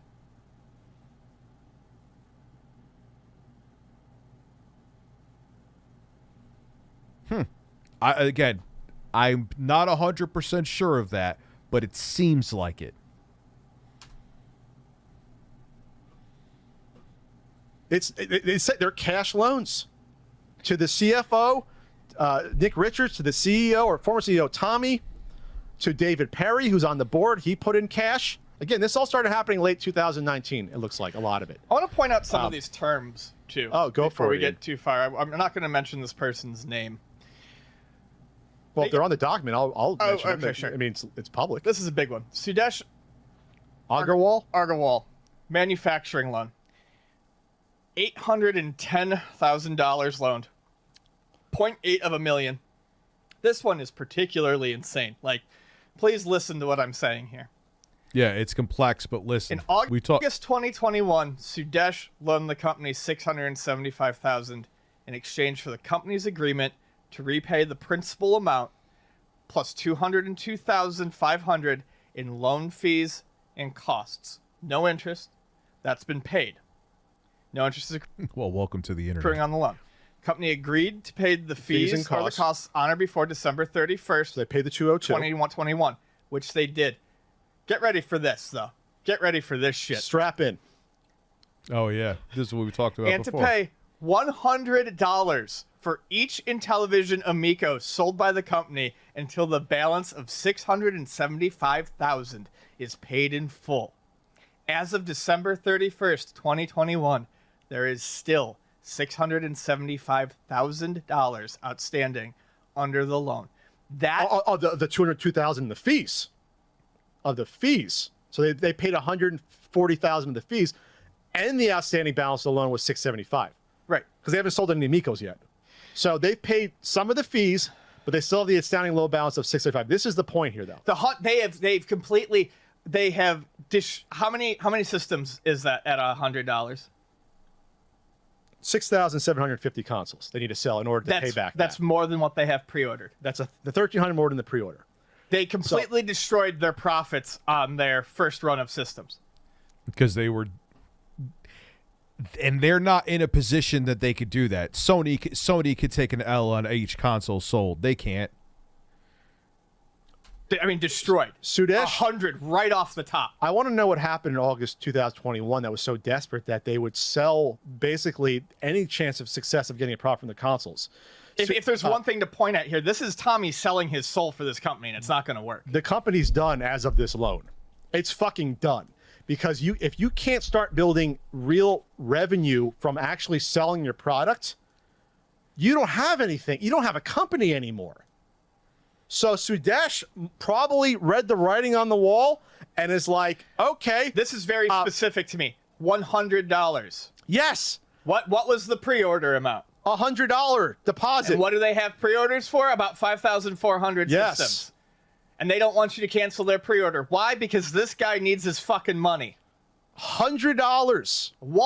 $100 from every Amico sale. I tell you what, Sudesh, I applaud you because that's a Mr. Wonderful and Shark Tank would be blushing at this loan. That's insane. That's insane. No wonder Phil Adam was saying we're not making money on these. And that's why they need to bump up the price to fucking maybe even $350. Who in their right, anything over $199, you would have to be fucked in the head to spend this money. $350 they're thinking could be the top price, the cap? You can't look at me with a straight face and say that that could be a viable product. There's no way. They are looking to probably pay off their... They may get a shipment out, which I'm sure, like I said, all of the fucking dead-brained Amico fanboys will be like, "Ha, Rich, it's shipped. We told you."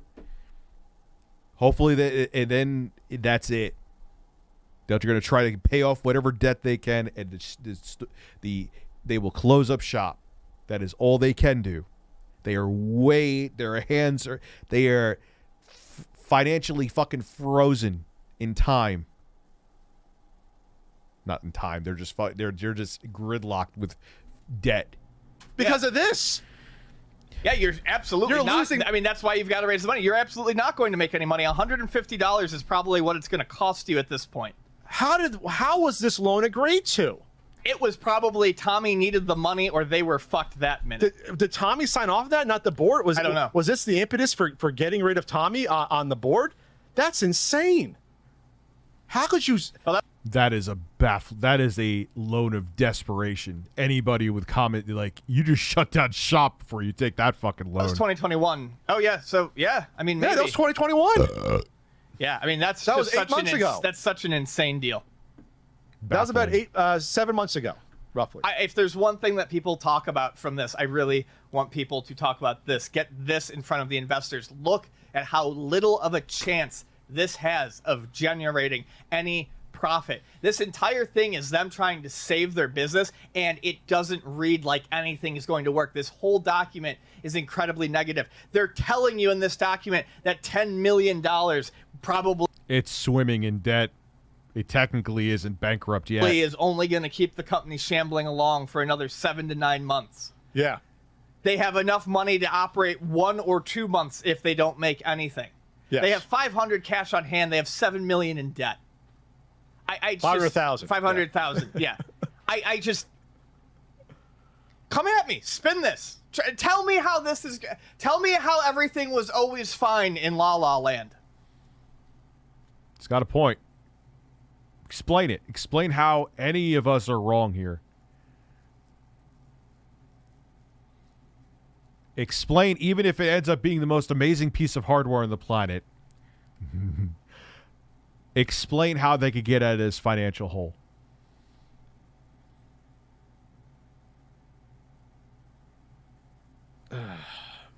Do you even Amico, bro?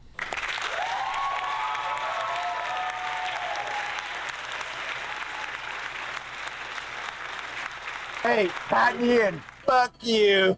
Who said that? Was that Tommy Tallarico? Please say no. I have to find out who that is. My prediction here. They raise money to get the loans that are required to be paid off and close up shop. No console produce at all. Or like I said, they'll get a handful of them out. Retro Bro said that? No, stop it. Really? Wow, he's really into this shit. What did Tommy put like a stack of fucking gold bars in his garage or something? Like, what the fuck? By the way, they value the company because they're insane at $30 million for a pre-revenue company. Because I guess they figure 15 times. Usually on a startup, from what I know, a startup is like 7 to 9 or something for a pre-revenue company. I've never heard of 15 times. Like that's insane. It talks about what the assets they own. They own that there are 120 games in the library. They own the trademarks, secure game and intellectual property license. This is how they're trying to say their company's worth $30 million because they have a fucking deal with Earthworm Jim and Sesame Street. Which, by the way, in their says Tommy's net worth is like $3 million, which again, that's assets and stuff like this. But he's got fuck you money. Now he could pretend, and like I said, he cosplayed as a CEO. He could say he was a CEO. He could put that on his resume and brag about it incessantly because he doesn't shut the fuck up about himself. I'm telling you, he's going to go back in Video Games Live and probably make $100,000 a show, if not more. Those games show up again. Night Stalker shows up. The Sesame Street Flash Breakout games, shows up. Care Bear Carts, the free mobile game. All these games showed up that we have never.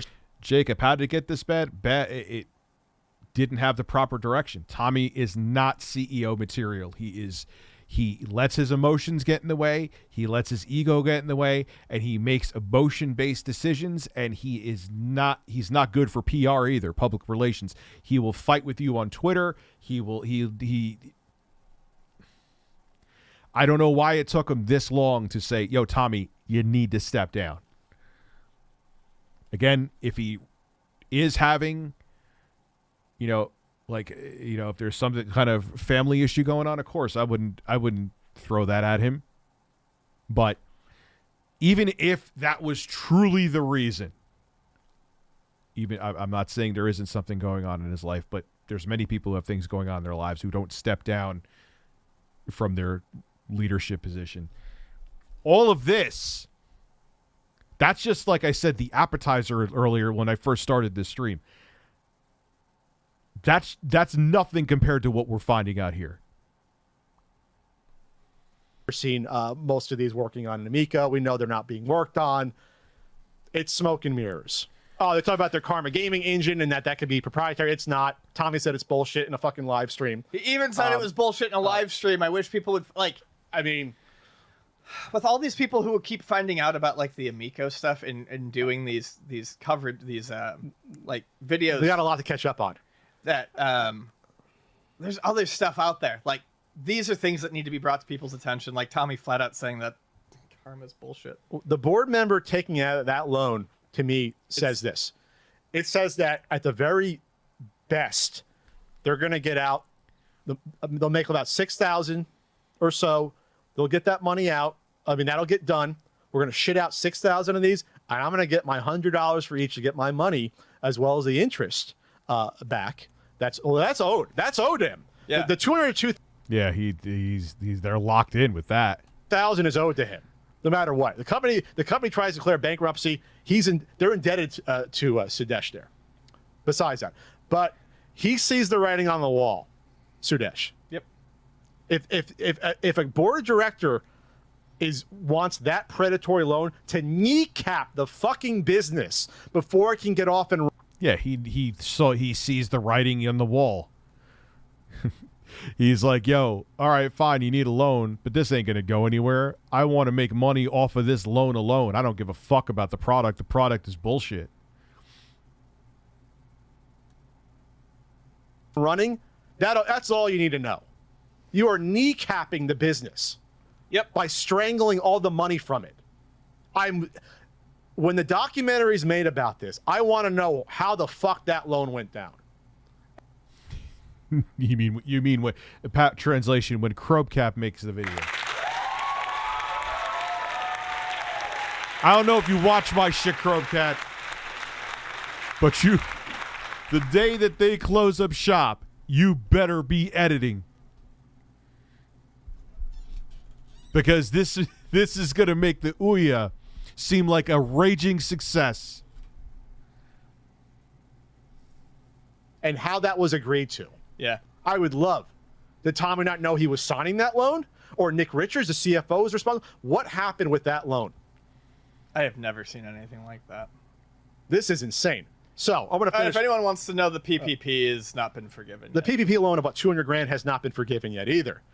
So the government's PPP loan they have to look at, make sure it's all above the board and do that. I'm not saying it won't be. That's still there as well. This is where I'm going to end up at right now. I'm 50-50. I'm actually seeing that awful loan makes me think that they're going to try to push this out just to appease him, or he's going to push for it, Sudesh. You're going to get Ian, as you said. We're going to flash 6 games, maybe just 5. Flash them to the console. No back end, no leaderboards, barely functioning controllers. Who the fuck cares if this console lasts 3 months before it? Oh, that would make for such an awesome video. It may not get viewership, but please, Sudesh, please make sure that Tommy gets me one of these systems. I will pay the rest of the money for it, and I will happily purchase one. Please. But like I said, you know what's going to happen. They get those 6,000 out. Even if the company closes up shop, they're going to be like, hey, Rich, you were such a hater. We got 6,000 systems sold. Because, yeah, nothing says success like 6,000, only fucking 6,000 systems being sold. Amazing.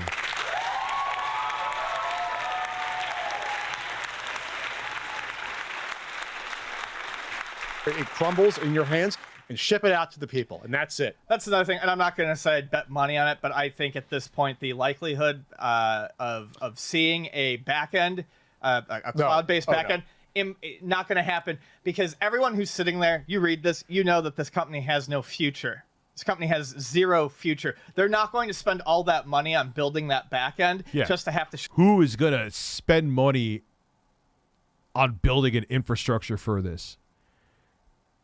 Who is going to spend that money when you know this company, high risk is me being kind to it?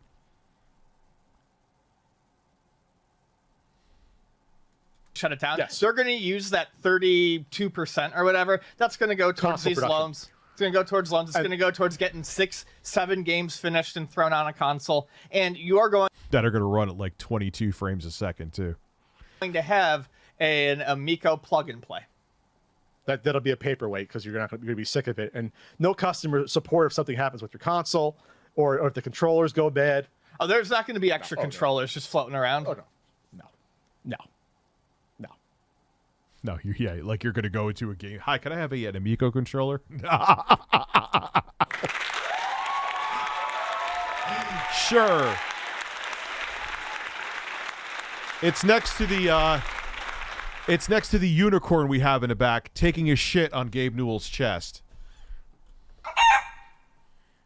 They'll get just as many probably produced that they need to ship, and maybe, obviously some extra consoles, but like whatever the run is. RGT85, that's exactly basically what I just said, because you heard about one of the loans. I don't know how long you've been here, whether it's 20 seconds or whatever. One of these loans that they took from this guy, one of these investors, they have to give $100 per sale of each Amico. And he's getting interest on the loan. That's what's going to happen. So that's a lot of Intellivision, but as you saw RGT that Tommy DM'd me and said that I'm insane, right? And need help. And then I had like some shit show Twitter spat. Just like Spawn Wave does, because he loves drama.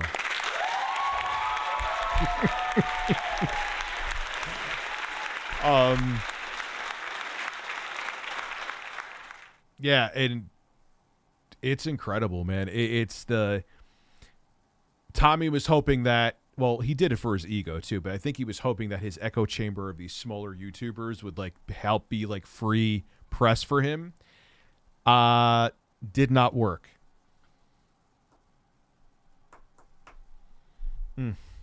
I'll get it right this time. As we said, E3 was the end of the beginning. This is the true beginning of the end. Oh, yeah. Spawn Wave is such a muscular, well-toned drama mongerer. Said not a fucking soul ever. No. No, it's not a thing. I'm being sarcastic. Spawn Wave is like the most anti-drama YouTuber on that. He makes like Linus Tech Tips seem like fucking Keemstar. You know what I'm saying? I said yesterday online that this stuff doesn't excite me anymore. But as I read some of this, I get some of that excitement back to cover this topic. Yeah, the Sudesh loan, gotcha. I'm interested. I'm interested in where this goes in the next 2 months. I don't have the fucking time for more than 2 more months of this. I hope this is wrapped up in 2 months.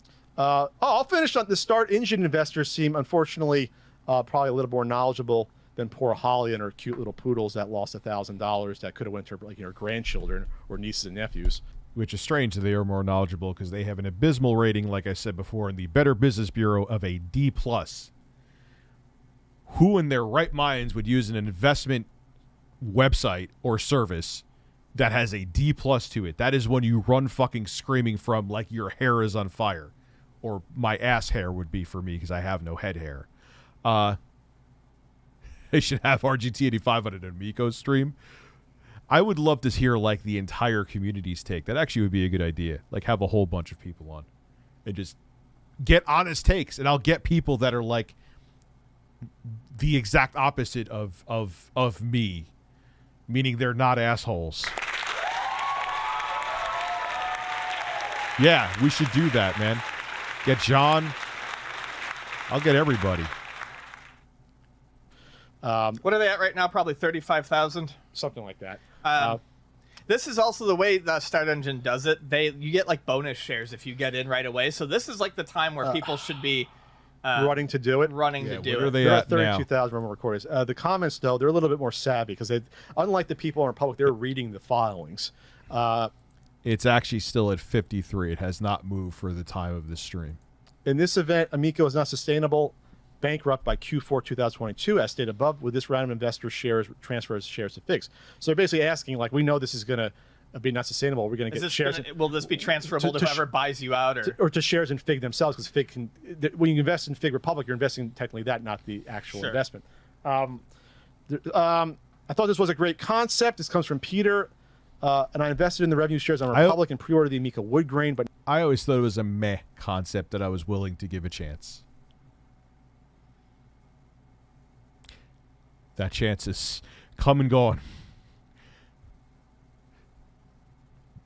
I never, like, I was like, oh, it's kind of like it's like mixing the meh of all worlds, where it's like, oh, you want to play like the Wii again? Here's a brick in your hand. Cool. I found it funny that Smash JT was like, you said that the Amico controller is uncomfortable, then you held the Wii U controller. Yeah, the Wii U controller, as large as it is very ergonomic. A rectangle that looks like, someone said it before and nailed it, that looks like Microsoft Zune or a fucking knockoff LG chocolate is not ergonomic, Jeff. And why that even needs to be explained is beyond me. Yeah, the Switch is uncomfortable. That's why you got to get one of the grips for them. The Switch is uncomfortable as hell. Your friend died yesterday. He got shot. I'm very sorry, man. Jesus. But now I have an unopened 8-pack of games. You don't have. Yeah, but the Wii U. I almost wish they gave the Switch the ergonomics of the Wii U gamepad. Games, Peter, they are physical products legally that I cannot play yet because I did not get a console yet, which is entirely backwards. Well, no, you know what? Pause. I actually got PlayStation 4 games before the PlayStation 4 was released. So, all right, that's not that big a deal. With the supply chain fiasco considered. I do have to say this. Hey, dude, you fucking ordered those games. Yeah, I'm sorry, Florida Chicken, man. Why should I? Oh, this is smart. Peter's learning. Why should I invest again when I am not yet getting a return on my revenue share? Have the games, but cannot yet get a console to play them on. You don't have games, Peter. And I see people posting below and above that the directors of the company are paying themselves. Yeah, if you look in the fine print, they make sure to know legally that their asses are covered. Those. Congratulations, you got an Intellivision doorstop. Back for a bankrupt company, they're from the shareholder loans. I really wanted to believe in the potential of this company, but it's not looking good so far. Peter's coming around, but he's out of his money. Yeah. Watch it ends up being like, well, not with that processor. It won't be a good emulation box. Yeah. And then the first comment was, "Can't wait to play Toe Jam and Earl on this," which is hysterical. That is funny. That's a troll, but that's definitely a troll. Sounds like it's probably Mr. Wonderful himself being like, "This is shit." My website sucks too, but this product sucks as well.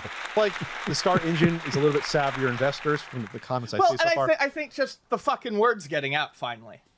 Yeah, the word's getting out. I mean, the thing is they would have had to have planned for this crowdfunding campaign.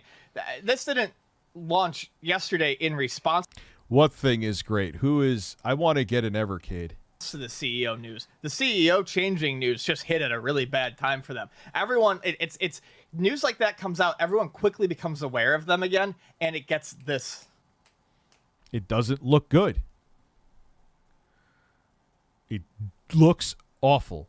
I am very sorry if Tommy's dealing with whatever personal issues he's dealing with. I'm not putting it out there, whatever, and that sucks. And I understand. I can relate. Trust me. But what's all this then? Come on, Ian. I hope my tweet caused it a little bit. Because otherwise, this might have flown under the radar. The CEO stuff might have flown under the radar to people. Perhaps.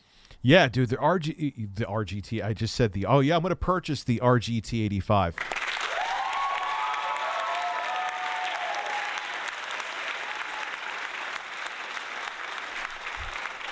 Rumor has it they have ass crack as a pre-order bonus. The birds. You have savvy eyes out there looking. I didn't look at LinkedIn at first. It was pointed out to me. I was like, okay, that's something.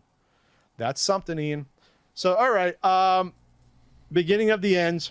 I don't know if this is going to come out to the backers. I will say this. Sorry. Get your money back now, pre-order people. Get your... God damn it, I'm not. I will die on my $100 hill. $100 back now.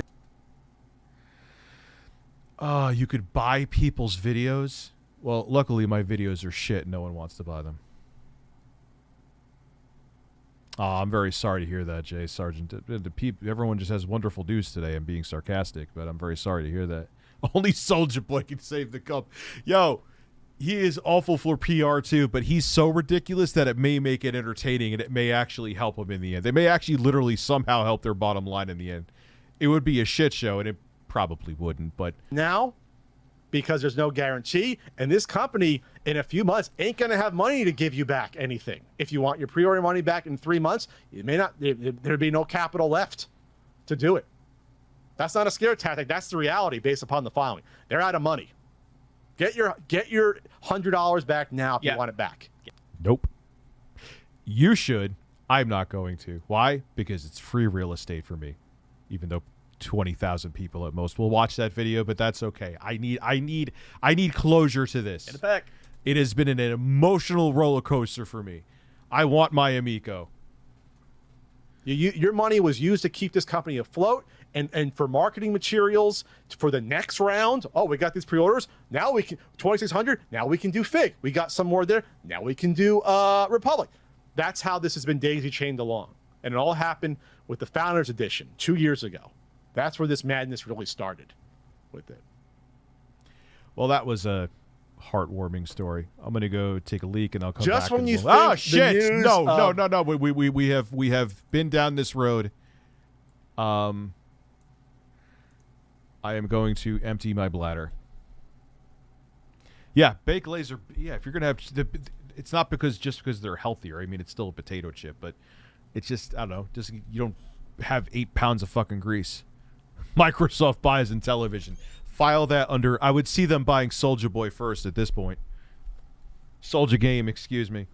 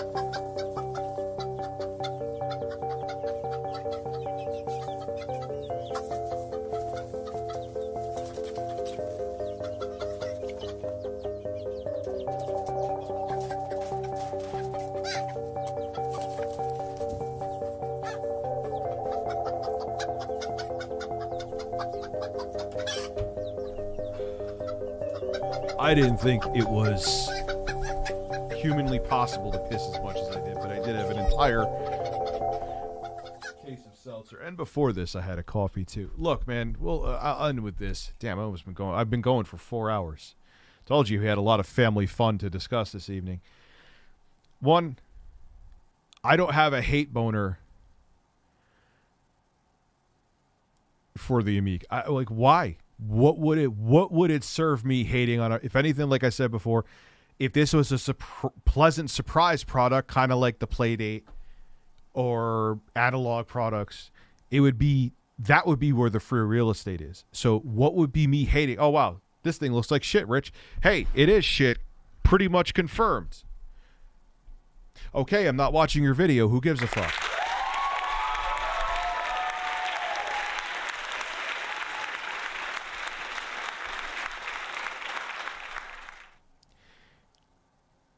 Like I've been saying for pretty much just as long as Pat and Ian, again, I know they're not fans of me, but they are right, is that Tommy should have had other leadership ages ago. He put terrible optics on this company. The bickering, the doing the social media thing, the disappointed I made the thumbnail and you haven't covered my video. Well, I covered plenty here.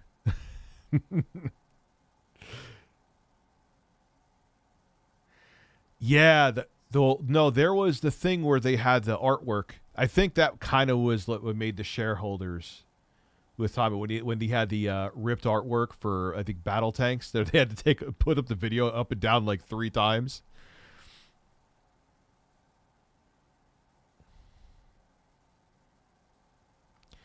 But there is nothing here documented. It's not like it's just hearsay. This thing is upside down. They are in debt. What product? What is here that is a must-have, Jeff? Between $250 and $350. On what planet, Jeff, can you tell me that there is something justifiable about what we're seeing here at those price points? Even at $250, it's laughable, and I've been saying that for ages. $350? Switch OLED? PS5 digital edition money? For this, Jeff? And that's in the filing that it may have to go up to that price, and the CEO said it in a stream.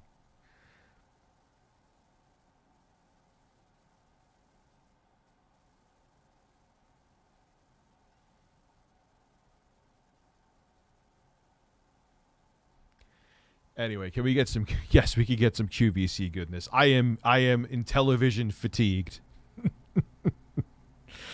I've said my piece. I'm keeping my pre-order. In whatever major step in the saga next, I will cover. But it's done for now. So we could go back to assholes like this. Gobbling in QVC videos because it's quite entertaining. You'll find PS5s in stock first. Yes, I am key.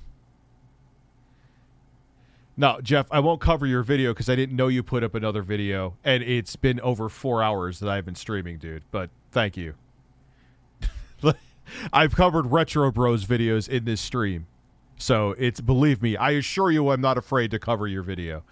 Honestly, I think the Amico at the start was a fine idea, but it spiraled out of control. That's exactly it. And tried to do too much, and then the prices changed. That's when I lost interest.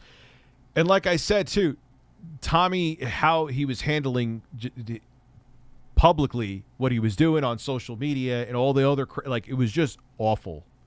That was not the way to do it. And I told him from the get. I remember, I left him a fucking voice Facebook where, Tommy, you gotta just ignore it. Then he comes back and calls the audience that may buy his product gaming racist. That was on my stream.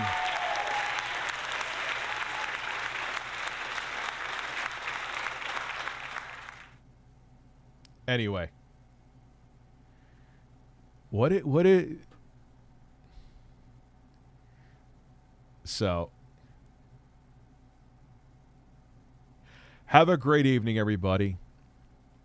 I will see you tomorrow with more content. And that was a hell of a stream. Have a good night. I'm going to bed. Or no, that's a lie. I'm actually going to work on some Wii U shit.